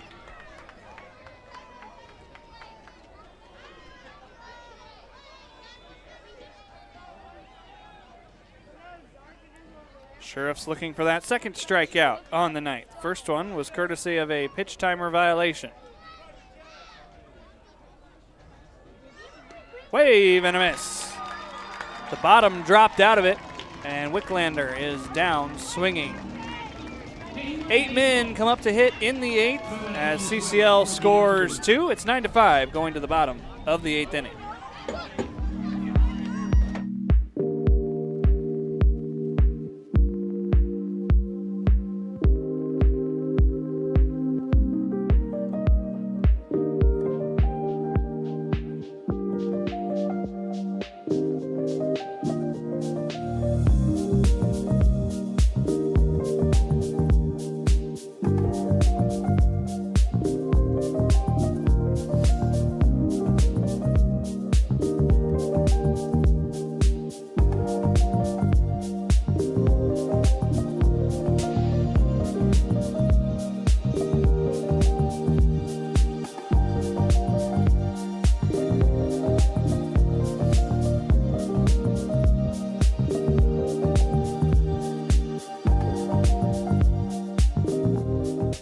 At Cascade Natural Gas, we help smart businesses cover their bases, old, new, and in between. No matter the age of your building, they all benefit from energy-efficient choices. Cascade Natural Gas offers a long list of incentives for energy-efficient upgrades. Upgrades that save your business money every day. Become one of the many Cascade business owners benefiting from the quality, comfort, and savings of energy-efficient upgrades. Join Team Energy Efficiency and take advantage of rebates from Cascade Natural Gas.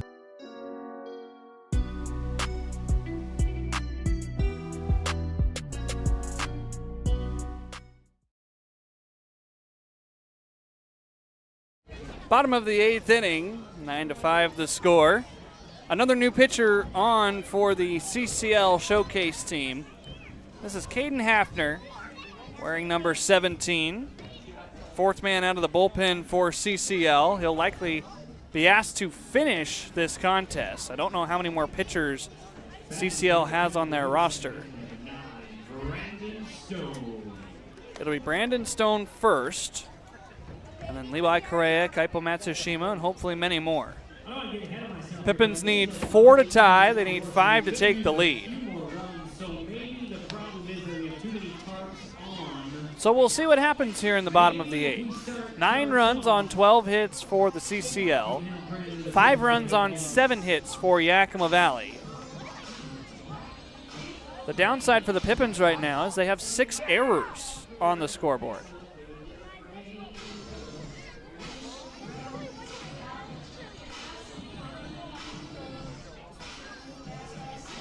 So let's get this bottom half of the 8th underway. There's a look at the line score right now.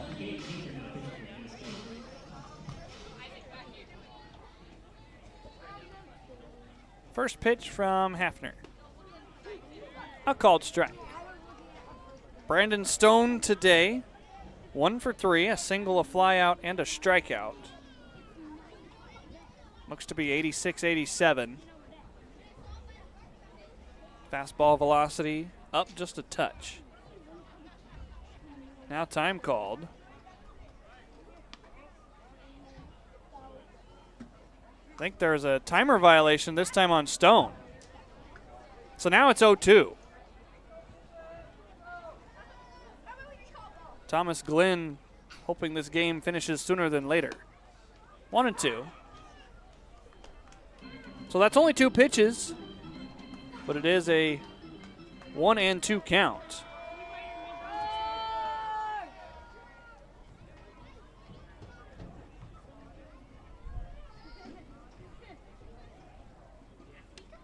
Two and two. If you're unfamiliar with the rules, there's essentially, I believe it's a 20-second timer.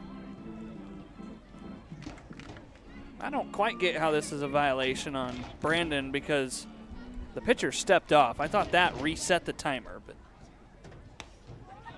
wave and a miss. That's out number 1 here in the 8th. Finishing up that thought, if you're unfamiliar with the rule, there's essentially 20 seconds between the time the pitcher receives the ball and the time he pitches. The batter has to engage the pitcher before the 8-second mark. They can be looking down because the pitcher cannot throw unless the batter has engaged. But the batter has to be engaged by around the 8-second mark.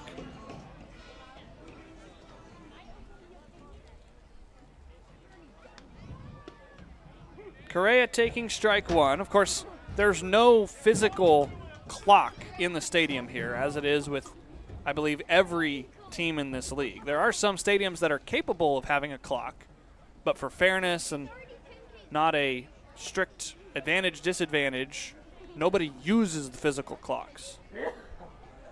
Places like Goss Stadium 100% have the capacity for the clocks. That's a D1 facility that's hosted regionals. Whitman College down in Walla Walla, Borleski Stadium has a clock. Called strike three. Correa down for the 4th time on strikes. Two outs for Kaipo. Kaipo's 0 for 3 today. Ground out, pop out, line out. The line out was the start of a double play.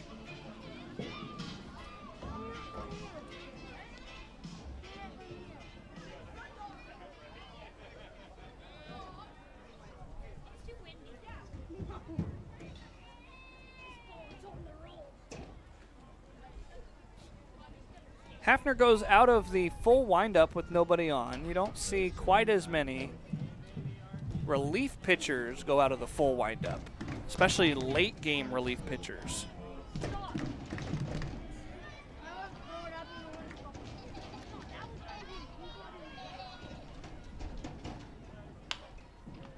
Grounder towards the hole, the backhand, the throw.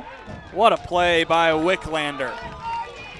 Good stretch by Stearns as well, and CCL hangs a 1-2-3 inning defensively. The 9th is next. 9-5 the score.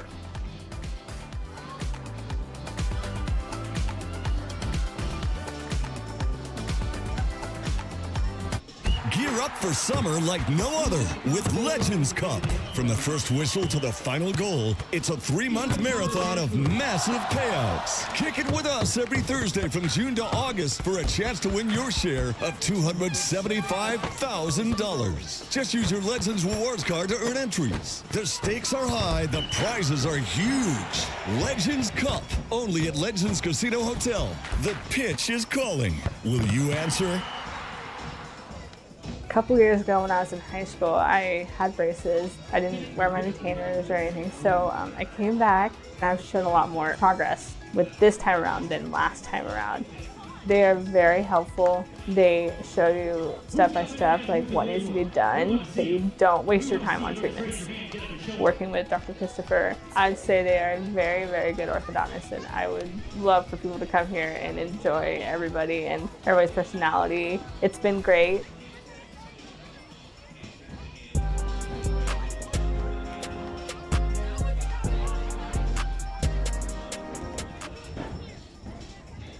Top of the 9th inning here in Yakima, Washington. The final inning before league play resumes after the All-Star break tomorrow. Hound Tanaka is in the contest for the Pippins. Yakima Valley is going to have some work to do in the bottom of the 9th. They're going to try to hang a 0 and give them as much room to deal with, or as little, I should say. Tanaka comes into the game being used in sort of a combo role. He's used to kind of throw off the timing of these hitters that get used to 85 to 87. For Hound, he is a much slower fastball. His breaking ball is also not quite as hard, but he gets the job done, and he will be responsible to face the top of the order. Will Bond, Ty Rasmussen, Caden Castro.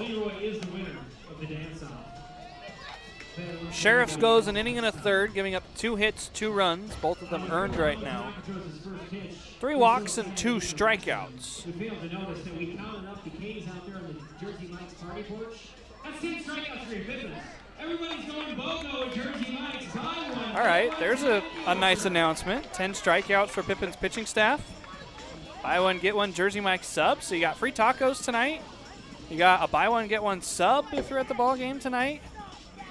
Now all we need is a 4-run comeback. and Hound Tanaka to pitch a 0 here in the top of the ninth.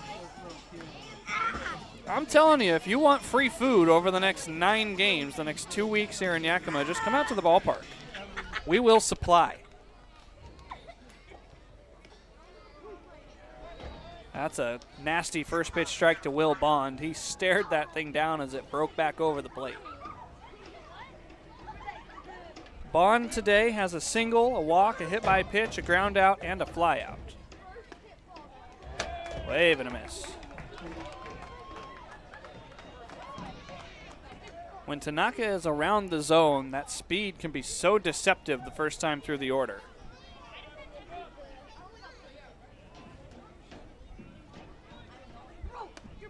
Sped him up that time. It's 1-2. There's a little bit of a breeze whipping around the ballpark now after it was fairly calm all day. I don't mind that. Cooling us off just a touch. Bond lays off.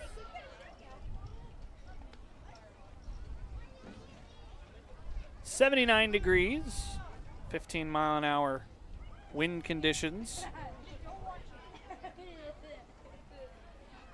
Humidity back up to 41.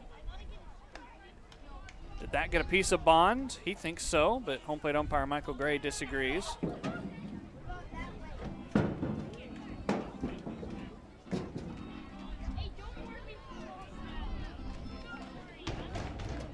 So the count's run full after Tanaka had it 0-2. Shallow pop, Correa. Out number 1.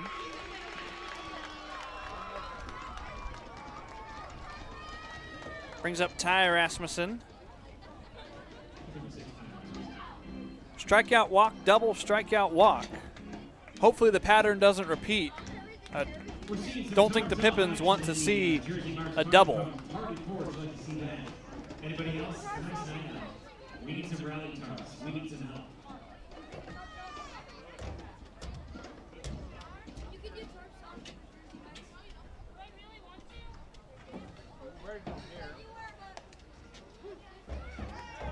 Good start for Tanaka.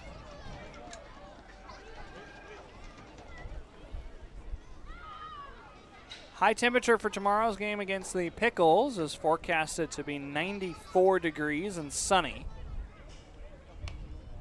Foul ball. That got a chunk of Rasmussen's foot. Counts 0-2 in a pretty painful way. He's going to try to walk it off.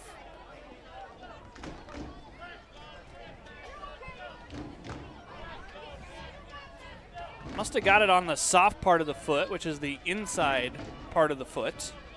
We'll take a look, see if we can see it. Yeah, right off that inside part of the front foot.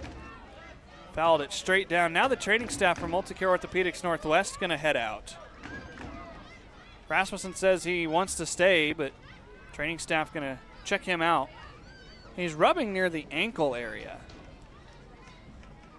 Testing it out. I think he wants to give it a go.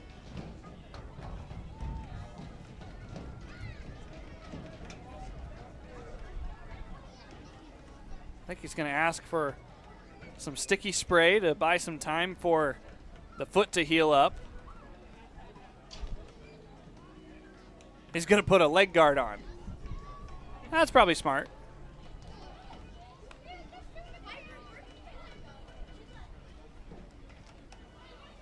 All right, Rasmussen going to dig back in.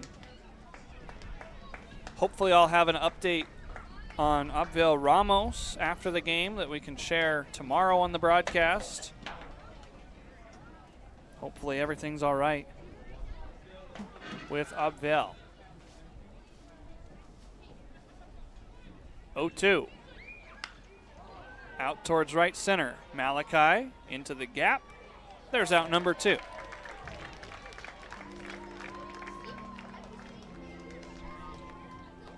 Last hope for any more insurance for the CCL is Caden Castro. Nobody warming down in the pen for CCL, so Hefner will be back out for the 9th. I think we're getting a few more tarps off heading into the Jersey Mike's party porch. Field 3. Lefty-lefty matchup again.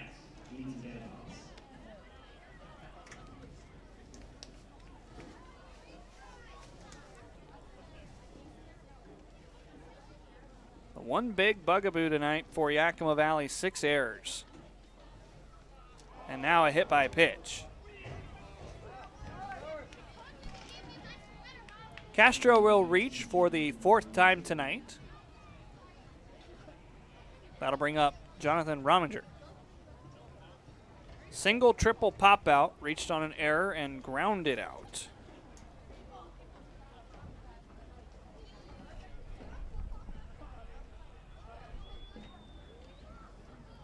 Quarter till 10 here in Yakima, Washington. Not exactly the speedy game you want coming back from the All-Star break. Heads up. That couldn't have missed Coach Crustangel by much. Clanged right up against the netting on the dugout rail. Krusty's a former catcher. He probably didn't flinch too much.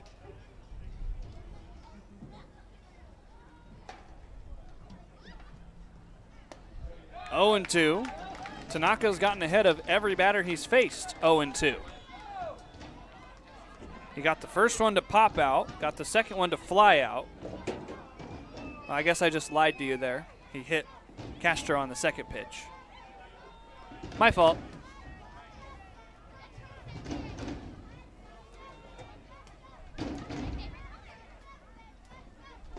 Every out that Tanaka has gotten, he got ahead. 0 and 2. Gets his first strikeout of the night. And we go to the bottom of the ninth. The Pippins need 4 to tie, 5 to win against the CCL. We'll be right back.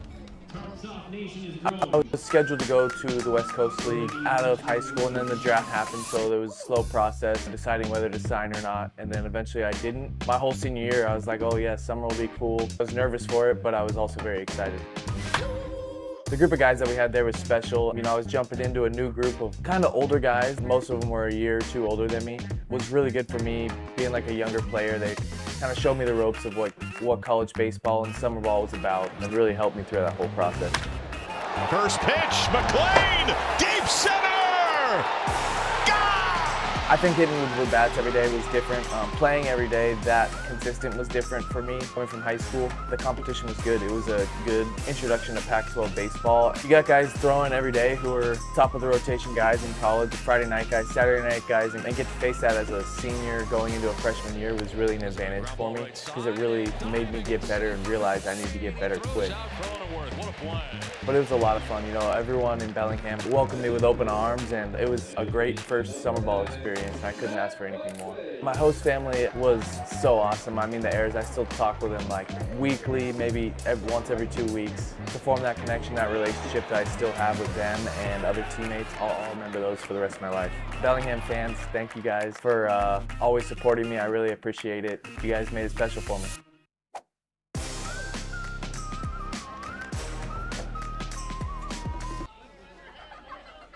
Rally time for Yakima Valley as they trail by 4 to the non-league opponent, the Cascade Collegiate League Showcase team. You see that 6 errors in the column. That's kind of been the difference in the game, I would say. A couple of costly errors put runners into scoring position. They later came around to score. But all will be forgiven if the Pippins can rally here in the 9th inning. Second inning of work for Hefner as he fires strike 1 to Hudson Freeze. So the top of the order will get to come up for a 5th time. Tyson Miller looking to add to an impressive day. Walk inside the park home run single with 3 runs scored. Hudson Freeze looking to get on for the 3rd time.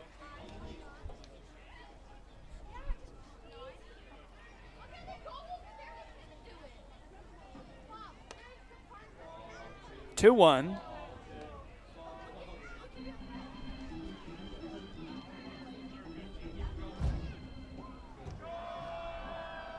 Huddy reached on an error in the 5th inning. He would later score. That would be strike 2. Pippins welcome the Portland Pickles tomorrow to resume the league season. First of 6 games in the span of about 2.5 weeks. Strike 3 to Hudson.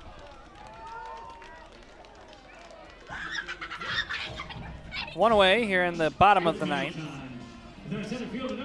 Last chance for Tyson to pick up a fourth trip on base tonight.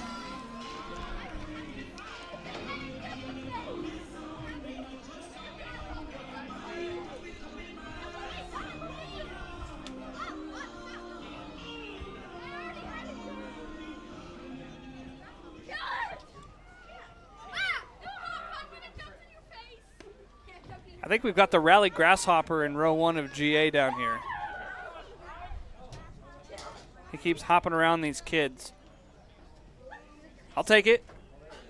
There he is. 2 balls and no strikes. I don't know where he went.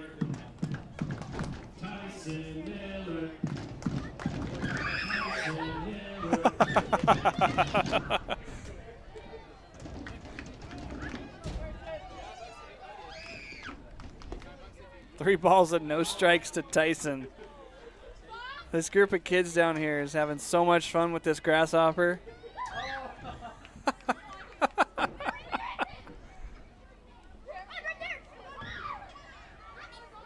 Tyson looking to get on base for the 4th time today. He'll do so.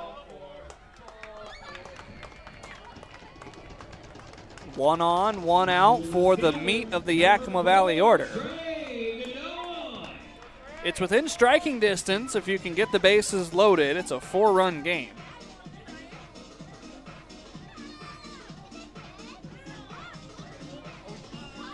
Oh, they've caught it. He caught it. Yes. Attaboy. Strike 1 to Trey.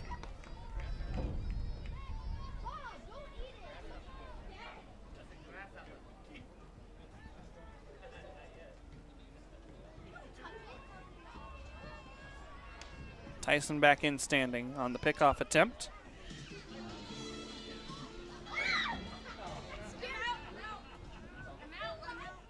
Crowd has thinned out just a touch, although some of them have gone out to right field to experience the new short porch. Godoy foul right into the dugout for CCL.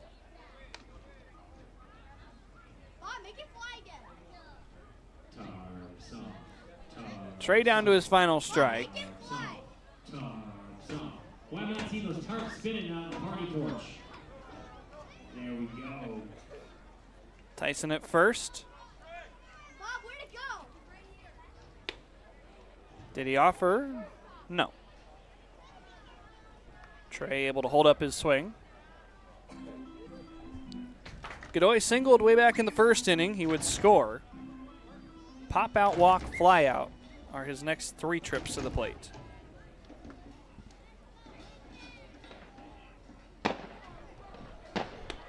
How about that? Some fireworks for a 2-2 count.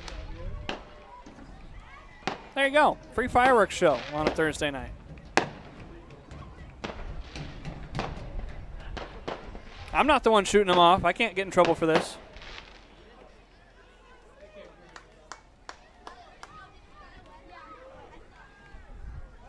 Maybe Trey will have some fireworks here. Swing and a miss. Pippins down to their final out. Let's see those tarps flying for number 40, Malachi Emery Henderson, 0 for 2 today with 2 strikeouts and a sacrifice fly as the last hope for Yakima Valley.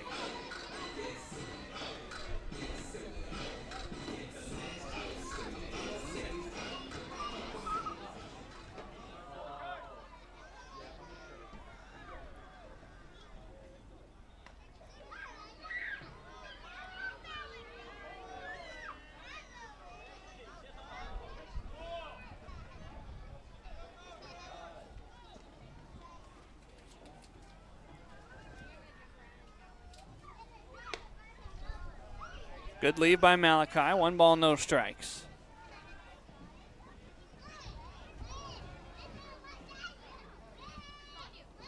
Pippins going to need a big 2-out rally here, down by 4.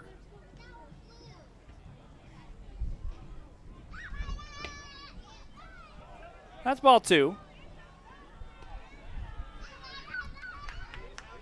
Hafner tonight, 4 strikeouts. 8th inning went strikeout, strikeout, ground out. And then this inning, strikeout, walk, strikeout. Maybe we're going to repeat the pattern. A second walk impending here in the 9th. CCL beat Yakima Valley beat CCL back before the season started. That game finished as a final 5-3 for the Pipps. CCL trying to get revenge tonight. 3-0, ball 4. The Pippins get closer. The tying run moves into the on-deck circle. Number 13, Levi Sotomayor.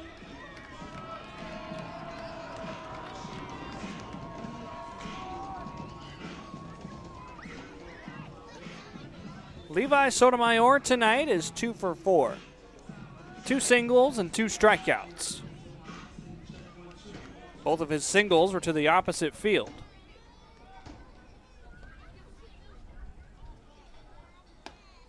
That's 5 straight misses. All of them mostly outside.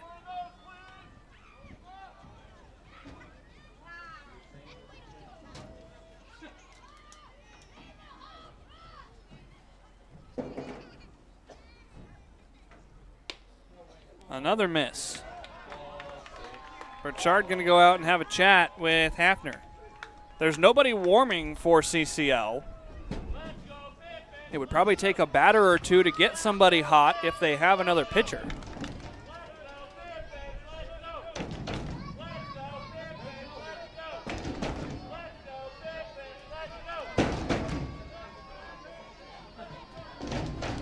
Some more breeze whips through the ballpark.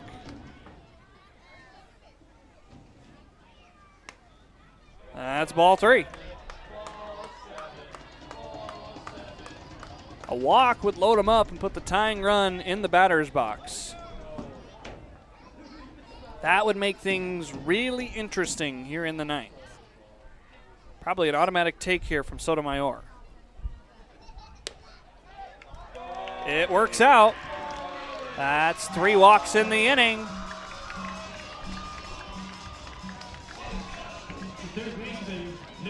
Here comes Diego Davis, not before a quick visit by one of the other pitchers for the CCL. And if you weren't with us at the start, their manager was bench warned before the game. That's what the result ended up being. So he is not allowed to leave the dugout until this game concludes. So here's a little pep talk between a couple of members of the pitching staff.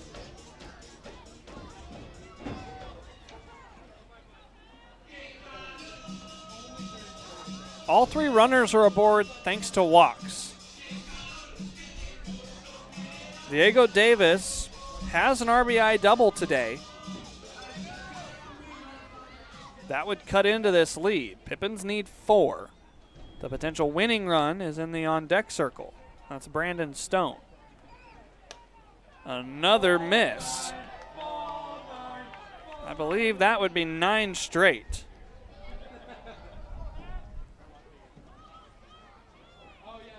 A little bit of a 2-out rally here, thanks to some walks. Foul ball. Davis got a pitch to hit. He was just a touch late on it.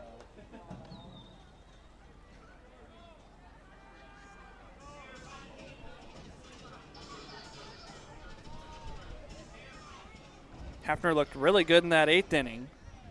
Coming out here for the 9th, hasn't looked quite as sharp. Hound Tanaka moving down towards the Pippins bullpen just in case. 1-1 on the infield. Trigg lost the ball. Miller scores. The winning run strolls to the plate.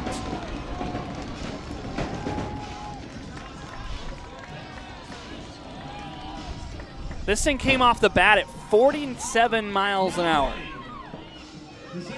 So softly hit that Trigg just forgot the baseball.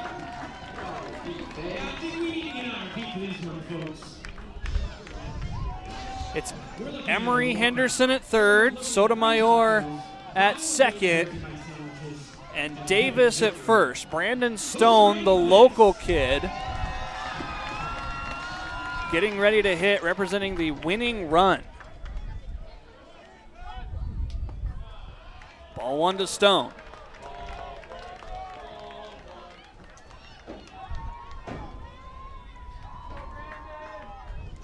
Brandon Stone from East Valley High School was an all-star here in the state of Washington.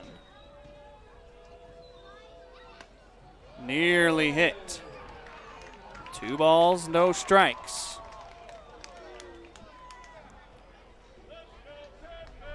Just as good, if not better, at pitching as he is in the field and with the stick.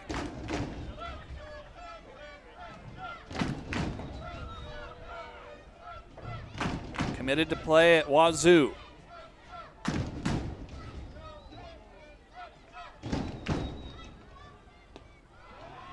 That's ball 3.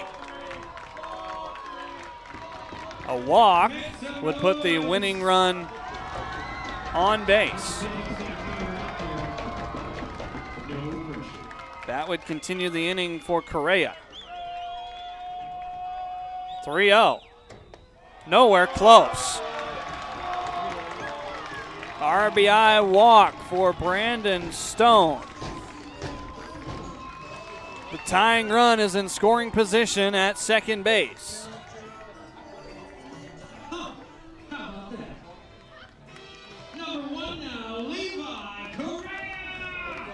Here comes Correa. Chance to turn what's been a sour day for him upside down. 4 strikeouts for Correa.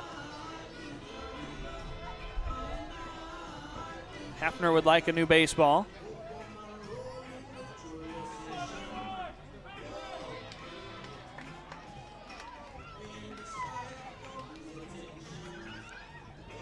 Correa struck out in the 2nd, the 4th, the 6th, and the 8th. Pippins fans, let him hear you out there.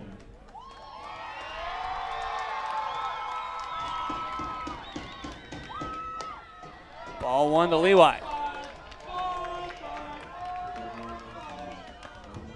You've got Kaipo Matsushima waiting on deck. Levi is the 8th Pippin to hit here in the 9th.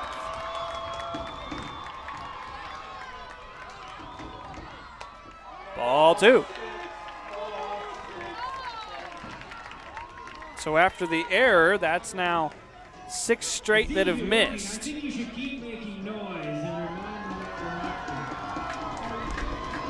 This Yakima County Stadium crowd down but not out. There's a strike.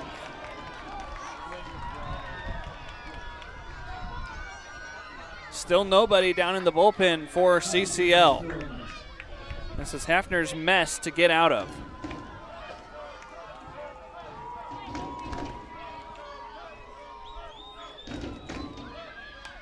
Correa, foul ground, out of play. Souvenir right into GA. Who's going to be the lucky fan?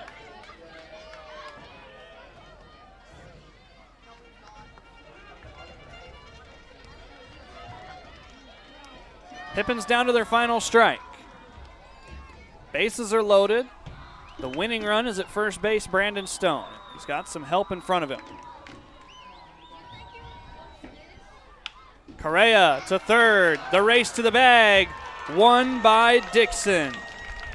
CCL escapes the orchard with a narrow victory, 9-7.